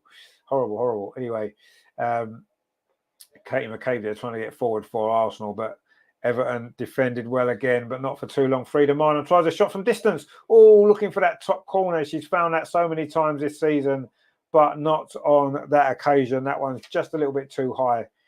Didn't quite dip enough, that one, did it?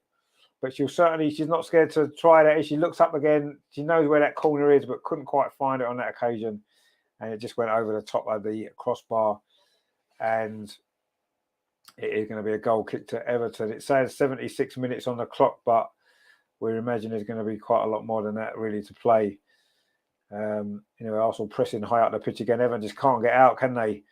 And you think there's more chances here for Arsenal to get some more goals, which could be crucial for that goal. There was always a mistake there. Gio now on the edge of the penalty area for Everton. Gio gets in towards the penalty area. She's tackled. That's a good tackle on her, actually. Is it going to be a corner? No, it's a goal kick. You see, maybe didn't quite make the most of that, did she? Zoe said, "Oh my God, she just sent me the photo. It looks bad. Oh, does it really? Okay. Oh, a shot comes in, saved by the goalkeeper. Emily Ramsey's made some good saves in this game, actually. It was Stina there with the effort from the edge of the box. It was again a mistake from Everton trying to play it out from the back.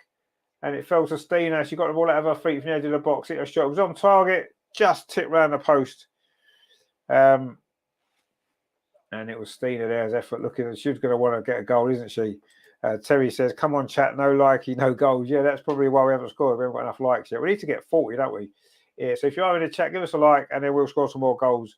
And Leah's injury won't be as bad as we fear. Anyway, it's going to be a corner now. Frida Marnham with it from this near side. Edge of the 6-yard box. Header comes in. Oh, it's cleared away by Everton. In fact, the referee has given a free kick for some unknown reason. It was Super Gem Beatty in there actually looking to get a goal. But it wasn't to be on this occasion. Herman says the Arsenal ladies need all the support mentally, financially and health. They make my day. Yeah, they make all our days, Herman. We really love watching them. Steve says give Everton a player. We played better. Well, we didn't really play better. I just think the game's just gone flat, hasn't it? You know, we're coming forward again. It is Victoria Palova tried to thread it through there to Katarina Cole, but Everton managed to scramble the ball away, and now they've got a chance of a counter-attack, Everton. Not sure if they're going to be. It's Christensen plays it square. Good tackle there from Katie McCabe. And now Arsenal can come back with a counter-attack of their own. Victoria Palova plays it out there to Frida Marnham. Now it's back with Super Gem Beatty, who pings the ball up this near side to Noel Moritz. And now it's with Gio. Tried to get away there from the defender. It was a good tackle, actually. It was the substitute, Svenvik, with that tackle there on Gio. And it's going to be a throw to Arsenal. Gio certainly coming for some rough treatment since she's been on the pitch. Maybe she upset a few people when she was at Everton on loan, maybe. They seem to be lining up to kick her, actually, since she's come on. But anyway, it is a throw to Arsenal. Jonas looking quite down in the dumps, actually, considering winning 4-0. But obviously, he's probably heard the news about Leah's injury, maybe. And he's certainly not looking very happy with life. And you can understand why. He must be thinking, what on earth is going on with us this season? It's incredible, isn't it? Just when you think about it, really. And Mamela says there, how many goals they scored in the first? Oh, we scored all the goals in the first half. Steve said all four. Yeah, all four in the first half. Again, like last week. Anyway, Noel Moritz now have a cross towards the far post, but it's going to be comfortable for goalkeeper Ramsey. It was actually going in, but Emily Ramsey was there to hold that. Quite a tall goalkeeper, isn't she? Emily Ramsey. She's done pretty well, you have to say, the Manchester United loanee. Maybe she could have done a bit better with one or two of the goals, but she's made some good saves as well.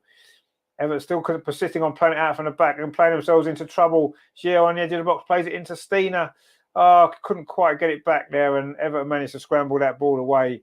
And now they've got another chance of a counter-attack. But they're coming forward again, but that's a poor ball. Lots of Wubenmoy steps in, plays the ball forward to Gio up this near side. There's two players on her now, so she goes back instead to Noel Moritz. Also in complete control of the game from a scoreline perspective, but the big news is Leah Walt's injury. And we're just hoping it's not as bad news as we have there. Noel Moritz now have a lot of space on this near side. Noel Moritz, Gio's gone outside her. Oh, she tried to thread it through to Gio, but maybe telegraphed that pass a little bit too much. And Everton bring the ball out again, or at least try to, with Lucy Hope. But Arsenal just keep pressing them back and pressing them back. And this game has been exclusively played in one half of the pitch. And Manu Zinsberger has had nothing to do in the second half. She hasn't even touched the ball, I don't think. Anyway, Everton coming forward now, so she might get an opportunity to do something now. But even though Arsenal are 4-0 up, again, we're just keeping ourselves really, really focused. We just won the ball back again. And another Everton chance to get the ball forward has come to an end. And Arsenal coming forward again over on that far side. Katie McCabe it is. Gets past the challenge. Plays the ball inside to Katarina Cole. And Arsenal just knocking it around nice and comfortably. And we're into the last 10 minutes of normal time, but I'll say there is going to be a whole heap of stoppage time. Now it's again with a lot of space on this near side. Plays the ball back to Victoria Pelova. Twisting and turning, plays it infield. That's a nice turn from Katerina Cole. She's going to edge of the box, tries a shot. Oh, it was deflected straight into the arms of the goalkeeper. Lovely turn on the edge of the box, though, from Katerina Cole. Looking to get her first WSL goal as well. Lovely turn that was there. Got to the edge of the box there and then fired in a shot. In fact, it wasn't deflected. It just went straight into the arms of the goalkeeper there. Not a great finish, but a great bit of play in the build-up to that. And Arsenal looking for another goal or two before we finish this game, which would be nice to get some more goals back on Manchester United, wouldn't it? Because I think we're still 4 behind them, aren't we? Anyway, Arsenal coming forward now. Lotta Wubben-Moy striding forward at pace, plays the ball up this near side to Noel Moritz. There's a lot of space down this side of the pitch. Gio now, she maybe hasn't had quite so much space. She's getting closed down very early. Every time she gets the ball, Victoria Pelova lays it off to Frida Marnham. It's Frida Marnham who's more steps into that deeper role. Imagine that's probably how we'll play it on Sunday. Terry says Super Gen up front at least. It'll, she'll score against Chelsea. Well, yeah, maybe play up front on. We've got enough options up front, haven't we? With Jodie Taylor now, with Stina. Freya Godfrey as well. She can play up front, can't she? But I'm not sure that she's ready to play against Chelsea quite yet. And Arsenal coming forward again over on that far side. The ball played into Katerina Cole. Did well initially, but she had the ball taken off her. And Everton clear it away up towards halfway. But it only comes to Super Gem BT. Finds Frida Marnham. Got her gloves back on again now. Plays out to that far side. Jodie Taylor. It's on to Katie McKay. It wasn't a great ball, actually. She's had to stop her stride there, couldn't run onto that ball and cross it. She's had to cut back, and all the momentum's gone out of that attack now, which was a shame. We're into the last 6 minutes of normal time, but I'll say there's going to be a good 7-8 minutes of stoppage time, isn't there? If not more, after that bad injury. And we still might be playing when the Chelsea game starts at this rate. Anyway, Everton are trying to come forward now with Svennek. Plays the ball back to Christensen, and Everton just trying to slow it down and get a little bit of possession that they haven't had too much of in this second half, have they? In fact, it's the rare moment of coming to our half of the pitch, and they are coming forward now, looking to try to get a goal back.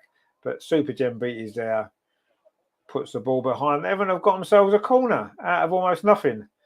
Their first real attack of this second half, and Gem Beatty managed to get that ball behind for a corner. Bongo Gunnar says, is Stina still on, getting tight for a hat-trick? Yeah, she's still on. Her first shot. Yeah, she had a shot a little while ago. Good save by the goalkeeper. But yeah, she's not had much impact in the second half, actually, surprisingly enough, when Everton are down to 10 players. And Everton have got a corner now. Their first corner, potentially of the match, I think it might be. It certainly is of the second half. It might well be their first corner of the game. And Arsenal don't want to concede a goal, do we? That would be a bit sloppy, wouldn't it, to concede a goal? This corner comes in. Free header. Oh, and Everton have scored. A free header there. Little bit sloppy that was from Arsenal, you have to say. And Everton have pulled a goal back out of nothing. Their first shot of the second half. First attack that they've had. And it is Sventjes who scored, the Dutch striker, with the header there. Free header, really poor defending. Frida couldn't quite get it off the line. And the clean sheet's gone for Manu Zinsberger. I mean, it was a good header, but it was a free header. There was no Arsenal playing anywhere near her. And she's headed into that far corner. And a good goal, you have to say, but very poor defending. Good header, I mean, but very poor defending. And Everton have pulled a goal back, which they don't deserve, do they? Bongo Guna says boo, and Steve's gone poor indeed, yeah. 4-0, the most dangerous scoreline. Well, it was. And I say that's kind of not helped our goal difference, has it, really? Too much. And I'm sure Jonas will be really frustrated with that goal conceded. Anyway, Arsenal now trying to come forward again and maybe get that 4-goal lead back, or potentially more. There's still time, although he says 3.5 minutes of normal time. As I say, there's going to be a lot more time than that to play. Frida Marnham then tries to get the ball forward. Arsenal giving it away again. And suddenly we've got a little bit sloppy in the closing stages. Everton coming forward again. They fancy their chance of another goal. Cross comes into the box, looking for Lucy Hope. Lucy Hope's got clear on his far side. Near side pulls it back. Good defending from Lotta Ruben-Moy. And Victoria Plover now can bring the ball away for Arsenal. And suddenly, Everton out of nowhere, suddenly look a little bit more dangerous. Kalisha's in the chat there. She says, shout out to you, the host of today's live football show for the ladies from the Emirates. Indeed, we're not at the Emirates today, but yeah, good to see you again. Hope you're well. And let's hope for another Arsenal goal to finish this off nicely, won't it? If we can get one. Lotta Ruben-Moy now on this near side plays the ball up towards Noel Moritz again. Noel Moritz's cross. Jodie Taylor slips. It's going to go all the way across to the far side. There's no Arsenal player there. Steve says they're switched off since you got hurt. Yeah, we switched off a bit. Yeah, it's understandable, really. It is understandable, really. Kanisha says, greetings to each and everyone tuning in from all over the world. Indeed, yeah, we've got people from all over the world in as well, as usual, which is nice.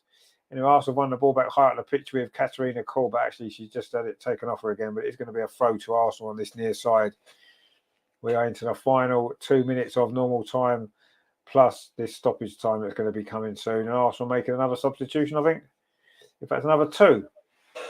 Steph Catley's coming on for Katie McCabe. Obviously, maybe looking ahead to the game on Sunday.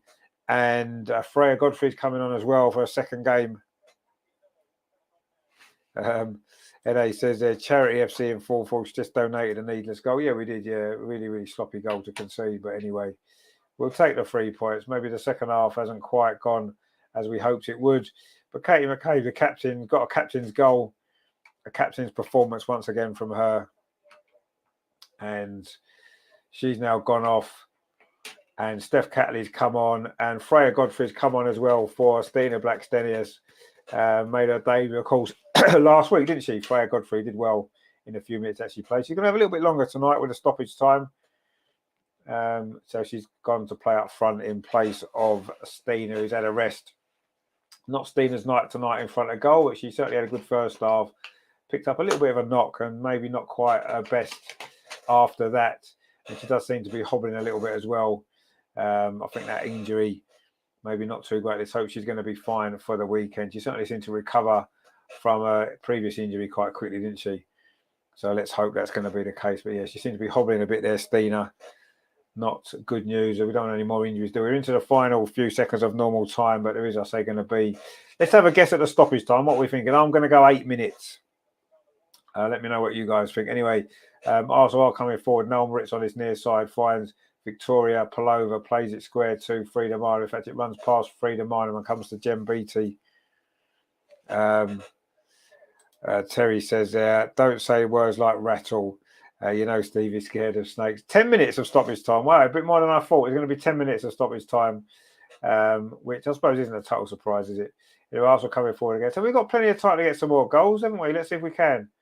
Oh, Noel Moritz has done well there. In fact, he's getting a bit feisty over in that corner. Arsenal have... In fact, did the ball go out? I think it has. I think it's going to be a goal kick. They're certainly getting a bit feisty there, like. Jota says, you think Catley or Cole will start versus Chelsea with Walty out or someone else? Yeah, potentially Catley may well do, yeah. Bongo going to say 12. He wasn't far off 12. It was 10. I said 8, so I wasn't right either. Kanisha, it's going to be really sad for all these players from all the clubs in the WSL who will be absent from this year's World Cup. Such a sad script. Yeah, indeed. Loki says 9 minutes, 35 seconds. I think it's going to be more than that now. It's 10 minutes. So it's probably not been 11 minutes and 12 seconds, probably. Anyway, let's see. Arsenal coming forward now. Steph Catley played that into Jodie Taylor. She tried to lay it off there to Katarina Cole, but didn't quite get enough purchase on the ball.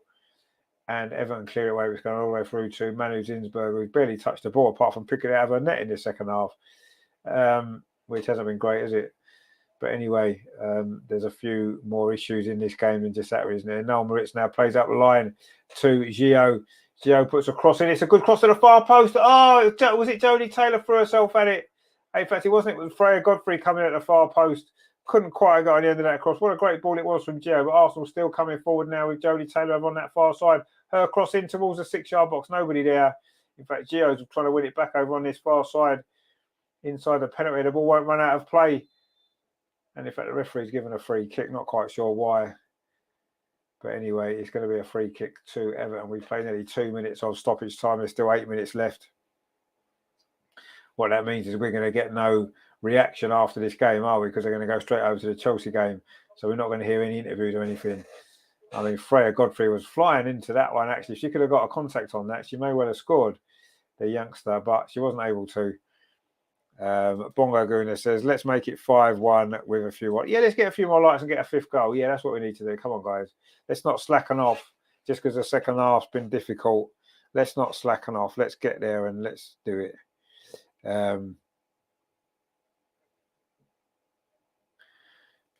But let's hope it's not going to be another goal forever. And that cross comes in, but Manu's there. Nice and comfortable. And hopefully we won't concede another goal, because that would be a real disappointment, wouldn't it? Anyway, Arsenal coming forward now. Noel Moritz plays at the ball square over on that far side. Now it's with Frida Marnham. Now Lotta Wubermoy deep into stoppage time, but still a lot of stoppage time left. It's been that sort of game, unfortunately. And as you would expect, the injury time is a direct result of an injury to an Arsenal player, because that is what this season's been about, hasn't it? Anyway, everyone trying to break up the play and come forward again. They've not attacked much in the second half, but they did score their only goal from their only attack they previously had. So we don't really want to concede another one, do we? That would not be very good at all. And Everton just knocking the ball around at the back. I think Arsenal have maybe just want the game to finish now, and you can maybe understand why in the circumstances. Anyway, Everton coming forward now. I mean, I suppose they'll look at it, at least they've won the second half is what they'll say. But how much of that really has been down to our issues, shall we say? Terry says, Bongo Guna, right, hit those likes to show our appreciation for Richard. We only need 5 more at least. Is that I haven't actually checked. What are we doing? How many likes have we got? Let's have a look. 35. Okay, so 35 is not bad. We need to get to at least 40, don't we? Come on, we got to 40 in the last game. We can't not have 40 this time. So give us a like if you haven't done so already. And let's get Arsenal over the line. We've got 6 more minutes to play. And then we'll see what we get to. But yeah, 40 likes is what we need. That's a good ball again. Noel Moritz has got so much space on this near side. Gio's got some space as well. And there's a good cross from Noel Moritz. No Arsenal player coming in. Everton do clear it away. Only as far as Gio on the edge of the box. She finds Victoria Palova. Gio gets it back again. Tries to turn and play the ball forward. Instead, she goes square to Victoria Palova. Now it's out to Super Gem Beatty. Plays out to that far side.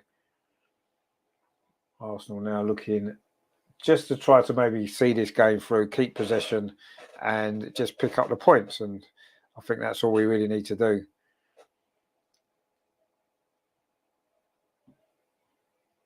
Now it's over on that far side again. Steph Catley.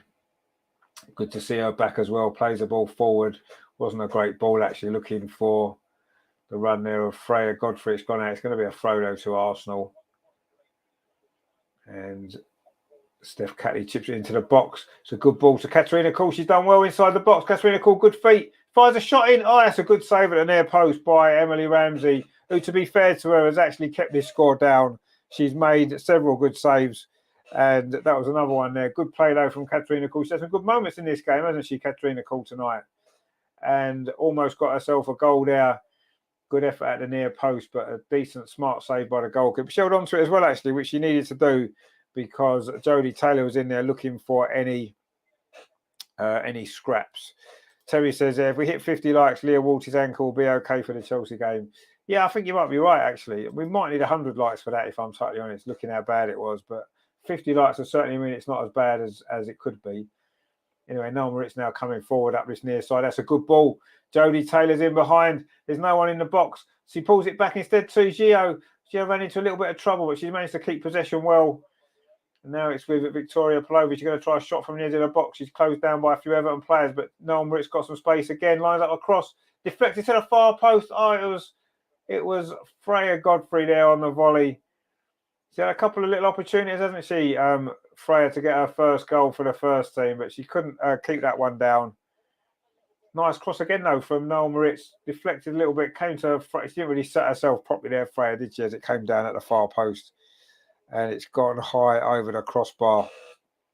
And that is another chance, unfortunately, gone begging for Arsenal. But we've won this game. We've got the 3 points, which was the aim of the night, let's be honest. It's been difficult, as we know, with the circumstances of it. But we've got another 4 goals, and we've got the 3 points. And we may get another goal here, though, because Frida Marnham's on the rampage coming forward. And we know how dangerous she's been this season. That's a lovely ball through to Gio. Gio shot the near post. Oh, I don't know if it was saved or hit the outside of the post. Maybe she should have pulled it back then. Perhaps Gio was a little bit too keen to get a goal against a team that she was playing on loan for earlier this season. Lovely ball to her, though, that was there from Frida Marnham. In fact, I think it hit the post. It was unlucky. Maybe a cross there might have been a better option. Instead, she went for goal, hit the outside of the post. And we've played nearly 8 minutes of stoppage time of the 10 that was signalled. And it's looking very, very much as though this game is going to finish 4-1, which we would have taken before the start. But anyway, Lotta Wubben-Moy now. It's her goal. That was the 4th one just before half-time. Noel Moritz plays it back to Lotta Wubben-Moy. The game's been played at a walking pace, really, for the last 15, 20 minutes, to be honest. I'll say not surprising in the circumstances, but anyway, Super Gembiti plays it to Lotta Wubben-Moy, and then she plays it forward up this near side, flicked on by Gio, looking for the run of Noel Moritz. She got a lucky bounce there, but Everton have managed to scramble the ball away, and they managed to clear it away over on that far side, and it's gone out for a throw to Everton. Terry says, "Come on, chat, one more like, it's free." And what great entertainment you're getting from Laguna Girls and Richard. Well, yeah, to give one more like. Let's at least get. Are we 1 away from 40? Are we? Let's just have a look. Let's get to 40. Come on. We can't stop on an odd number. It's on 39. 39 is an odd number. We can't have an odd number of likes. So we need to get at least one more, if not 3 more, but one more certainly. Anyway, Everton coming forward now. We don't want Everton to score. Lossa comes across.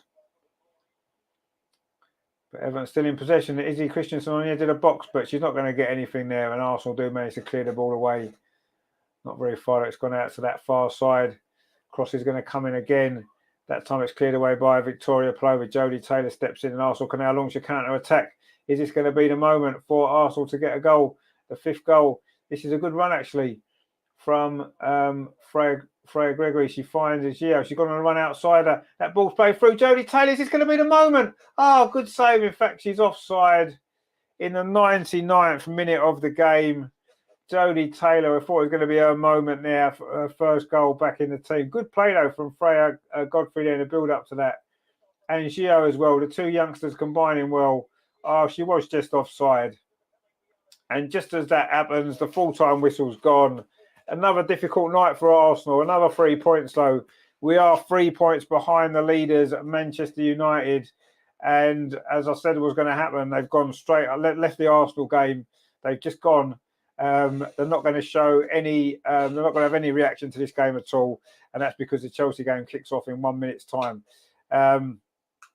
Difficult night, wasn't it, for Arsenal in the end? That first half performance was really, really good. We scored 4 goals. It was a difficult start for 20 minutes, but we got the goals. And once we scored the first one, we always looked in control. John says, really hope Walter's injury is not serious, but regardless, come on, you gunners. Indeed.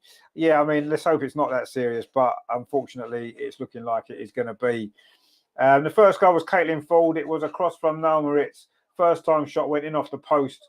And that gave Arsenal a good lead midway through that first half. It was then 2-0 soon after Katie McCabe's shot from the edge of the box fired into that bottom corner to make it 2-0. Caitlin Ford then got the 3rd goal. Steena's header was pushed out by goalkeeper Emily Ramsey, and Caitlin just nodded in from close range to make it 3-0. And then just before half-time, another header. It was Lotta Wubben-Moy with her first goal of the season at the far post, headed home to make it 4-0. Then there was that serious injury to Leah Walty early in the second half. Looks like it could be a serious ankle injury. She had to have oxygen. She was stretchered off. Arsenal never really got back in their rhythm after that. Everton pulled a goal back with a late header from a corner. And Arsenal had one or two chances. Jodie Taylor was denied by a goal kick. Emily Ramsey. Katarina Call had a couple of chances. Gio hit the outside of the post as well late on, but it wasn't to be. And Arsenal ended up winning the game quite comfortably. And it's kept us, we needed the 3 points. There's slightly more concerning issues at the moment over Leah Walty. So we're going to wait and hear from any news there that we get. But for the time being, it has finished here. Everton 1, Arsenal 4. And yeah, we look ahead and see what happens in this Chelsea game. Are they going to drop points? You'd imagine probably not. But who knows? We shall see. Kanisha says there, congratulations to the ladies from Arsenal on their victory. Another day of WSL. Yeah, Bongo Goon says good game. Well, the first half was good, yeah. Jota says great commentary, painting a picture of the action. So thanks, Stu, and cheers. Yeah, thanks all you guys for watching. Great stuff there. Steve says there, great win. Hope Go is okay. Yeah. Bye to all till next game. It's 5:16 a.m. Get some sleep. Yeah, you get some sleep, matey. Thanks for joining us. We'll see you on the next one. NA says there, Freya Gregory. Did I say Freya Gregory? I meant Freya Godfrey, obviously.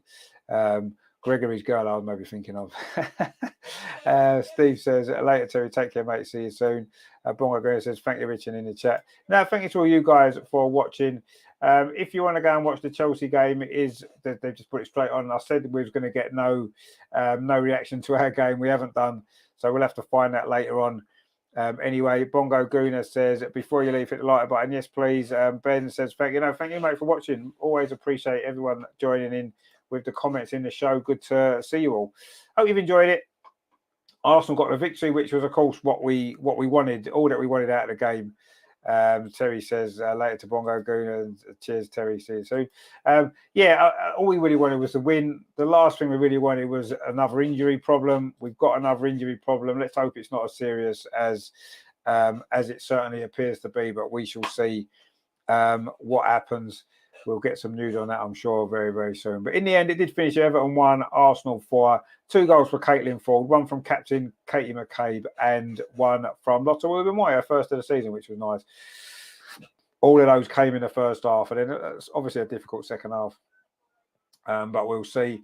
Anyway, I'm going to go off and watch a bit of this Chelsea game and hope West Ham do us a favour. We are back on Friday for the Arsenal Women's Weekly, so please join us for that. We'll have the usual guys here, Andreas, Amar, hopefully Matt as well. And we will look back on this game. Obviously, we'll discuss the injury to Leah Walty. And, of course, we'll look ahead to the big game on Sunday away at Chelsea. Wow, that's going to be a big game, isn't it? So loads to come on here. Then, of course, on Saturday evening, we'll be back with the Arsenal Watchalong against Nottingham Forest, 5:30 kickoff. So we'll be in about 5:15 for that one. And, of course, Sunday, the Arsenal women at Chelsea, 12:30 kickoff here, UK time. So we'll be live about 12:15 with your build-up and then go into the full game. And that's going to be good as well. So loads coming up on the channel over next rest of this week. So loads to be enjoying. So please subscribe if you haven't done so already. Please give us a like. Let's get it to 40. Come on, guys. NA says there, Chelsea have just kicked off. Salty Emma wasting no time. No, she's not wasting any time at all. It's not really her fault. The game was meant to kick off at 8:15, so you can't really blame her, I suppose. Herman says, Leah injury, so frustrating. Yeah, it is really frustrating for her, for us, for everybody. But anyway, let's hope that we can, we've won the game, which is good news. Let's hope West Ham can help cheer us up a bit more by not only getting a result against Chelsea, but hopefully, kicking a few of them as well. Nothing serious. We don't want any injuries, of course not. But if you kick a few of them, that wouldn't be too much trouble, would it? Terry says, Richard, great comments again. Deserve a lot more likes from the chat. Take care, mate. See you soon. Yeah, we'll see you soon. Potentially Friday with that show. And of course, the 2 watch-alongs out the weekend, which is going to be good. And I'm going out on, not sure if I'm going to go Saturday or Sunday yet to do the latest grassroots football journeys. I've got it planned. I just need to go out with my drone and film that on the other channel. So join us for that if you fancy a bit of history of some grassroots football clubs. If you want to see some of that, that's beyond me. Drone and vlog channel, Richard's vlog and drone and vlog channel over on YouTube. So have a look at that. The new episode is going to be filmed on this weekend, either Saturday or Sunday, depending on what time I can get out and about. Maybe Saturday morning actually, because our football's finished now. But we'll be back live on Friday for the women's show. Please join us for that. And yeah, enjoy the Chelsea game if you're going to watch it. And hopefully West Ham can do us a big favour, which would be nice, wouldn't it? But we'll see. NA says there, we need to learn to be on it the whole game. Currently 45 minutes. I say, yeah, we are. But when it's the first 45 and you've got it won with a 4-0 lead, preserve some energy. I don't think that was the case today. I just think it was to do with the injury. I just think everybody was a bit down after that. You can understand why. And I think that was the reason. But anyway, we got the job done. That's the main thing. Herbert says, thank you, Richard, for your positive viewpoint. No, thank you very much for tuning in, mate. As always, we love to have you involved in the show, and good to see you back in. So yeah, see you Friday, guys. We did finish Everton. Well, I know we may be a little bit downbeat despite winning the game. I think that's just, the last thing we needed was another injury to a key player, really, especially as it looked a horrible injury, didn't it? So yes, not the greatest evening in the world, but at least we got the job done. We got the victory, and we'll talk about it all on Friday. Well, hopefully we'll have a little bit more news for you as to the injury and whatnot else. So we'll see you Friday, 7:30. Take it easy, guys, and enjoy the rest of your evening. Enjoy the Chelsea game if you're watching it. Thank you very much for tuning in. Come on, you Gunners. We're 3 points off the top, guys. 3 points off the top. Come on, West Ham. Help us out. Come on, you Gunners. See you Friday, guys. Take it easy. Ta-da. Running there off Beth Mead. Beth Mead's in behind, plays it across. Caitlin Ford's going to score, and she has scored. This fast start has been rewarded for us.